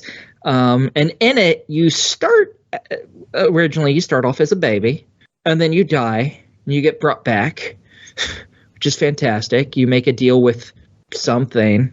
And come back if you help it somehow, and from there you continue your life again, right back from baby, but now you can make a different choice that keeps you from being covered in hay and forgotten about because your mother's really bad at the whole baby thing. It's like that's the very first option. You can choose to be silent, and your mom will bury you, cover you with hay, forgetting you're there. Mother of the Year award, folks. She's fantastic. But then you can be like, okay, I choose to crawl away. I choose to be a hellion. I choose to learn to walk. And with this, eventually you can go to various different ends. I haven't actually finished the game because I keep going to different starting ends instead of the final end, which I'll explain here in a second. You eventually unlock other things that you can start off as, because after you start off as a baby, you become a peasant. And as a peasant, you can become various different things. You can be a bandit, a blacksmith, a merchant, or a citizen eventually. And basically, you go off in one path, hopefully figuring out one of the fucking paths, and you become one of these thingamabobs. At any point, though, you can always go back to your map and restart from any of the points that you've unlocked and get other achievements or get titles. Titles are just for doing various things. Like there's an option at some point in the peasant path where you can pull a horse's tail and it kicks you and you get Birdman or something. So because it kicked you in the face and you flew like a bitch. So yeah, there's a ton of titles and you have to get them all for achievements. This is not a quick 100%, by the way. No. But because you can keep doing that, you end up constantly going back to things that you've already unlocked in order to unlock more titles. And eventually you continue the story. You become a citizen somehow through any of these paths. And you get into the inner gates of the castle, I guess we'd call it. Because you know how castles are made, where there's some of them have multiple walls that certain groups of people can be in until you finally get to where the king is in the actual castle. Yeah, you're just getting into another gate to get closer to the castle. And at that point, that's where I've gotten to. I haven't continued through that area because I'm still doing stuff from the peasant area and shit. And there's a lot to do. Like, holy shit, there's a lot to do. But it's a really quick pick up and play game. You can pick it up and drop it real fucking quick. So it's really easy if you like, I only have a few minutes to spare. You can play through one of these real quick. It's really nice. Well, $5. What's your verdict? Oh shit, $5. Hell yeah. I'm so for it. It's not a quick 100%, so you achievement horse can fuck right off. But everyone else, it's a nice quick game that, you know, it's a pick up, play a little bit, and fuck off doing whatever else you need to do. It's fantastic. Cool. All right. Oh, all right. One final game to talk about, and we are going to After Dark territory. Norg, it's been a while since we've heard your intro. Let's hear this.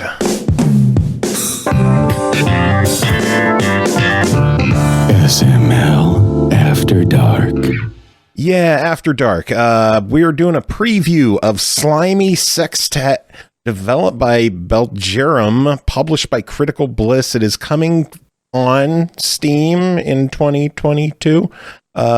Become a slime monster and fuck a harem of sexy girls silly with tentacles in a fully voiced erotic visual novel story. Aki, you're doing this on your own. What's going on here? Okay, you are summoned from another world. Who the fuck knows where, because it's not actually specified. You don't really remember it. But you wake up in the body of a slime, and you get to choose whether you're a male slime or a female slime. So that's cool. You're summoned by a fairy, I assume a fairy queen would be my guess, who has given power and training and sacred weapons to a hero, and the deal was for that the hero would give her their firstborn child. And after the hero beat the evil, they said, yeah, no, I'm not planning on having a child, so fuck you, and went off about having their fucking day. And well, that did not sit well with the fairy queen. She got a little I don't know if pissed off is quite strong enough of a term, but I don't know what it is. So she has decided to create a crazy fuck machine to go forcefully impregnate this woman by turning her into a silly slut and get the kid that way. And so, yeah, the very beginning of this, all that is explained to you because her and her dark elf minion, another person who was given to her as a baby and was raised to be her lackey, are talking, not realizing, one, that you can understand the two dipshits, or two, that you can speak to the two dipshits.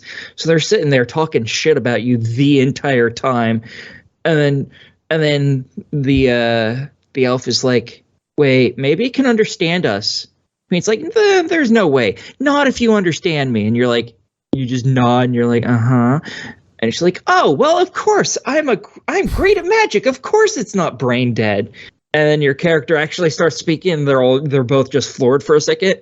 And they're like, oh, okay. And they start explaining why you were created, what your job is, and some of your abilities. Namely, that your body is made of a slime that can change its properties. One of them is it can turn into an aphrodisiac, it can turn into a love potion, and it can turn into semen and some other things as at will. And so your job is to go fuck the hero and her two friends senseless, make them fall madly in love with you by basically drugging them, realistically speaking, with the aphrodisiac and the love potion, and then knocking them up. It's literally the entire plot. And interesting. Yeah, and the Dark Elf is like, but no, we don't know what happens if we leash this thing upon the world, because apparently this magic was fucking forbidden as shit and you were not supposed to be made. So, of course, the Fairy Queen, being the total bitch that she is, she decides to sick you on her own minion because it amuses her. And you do.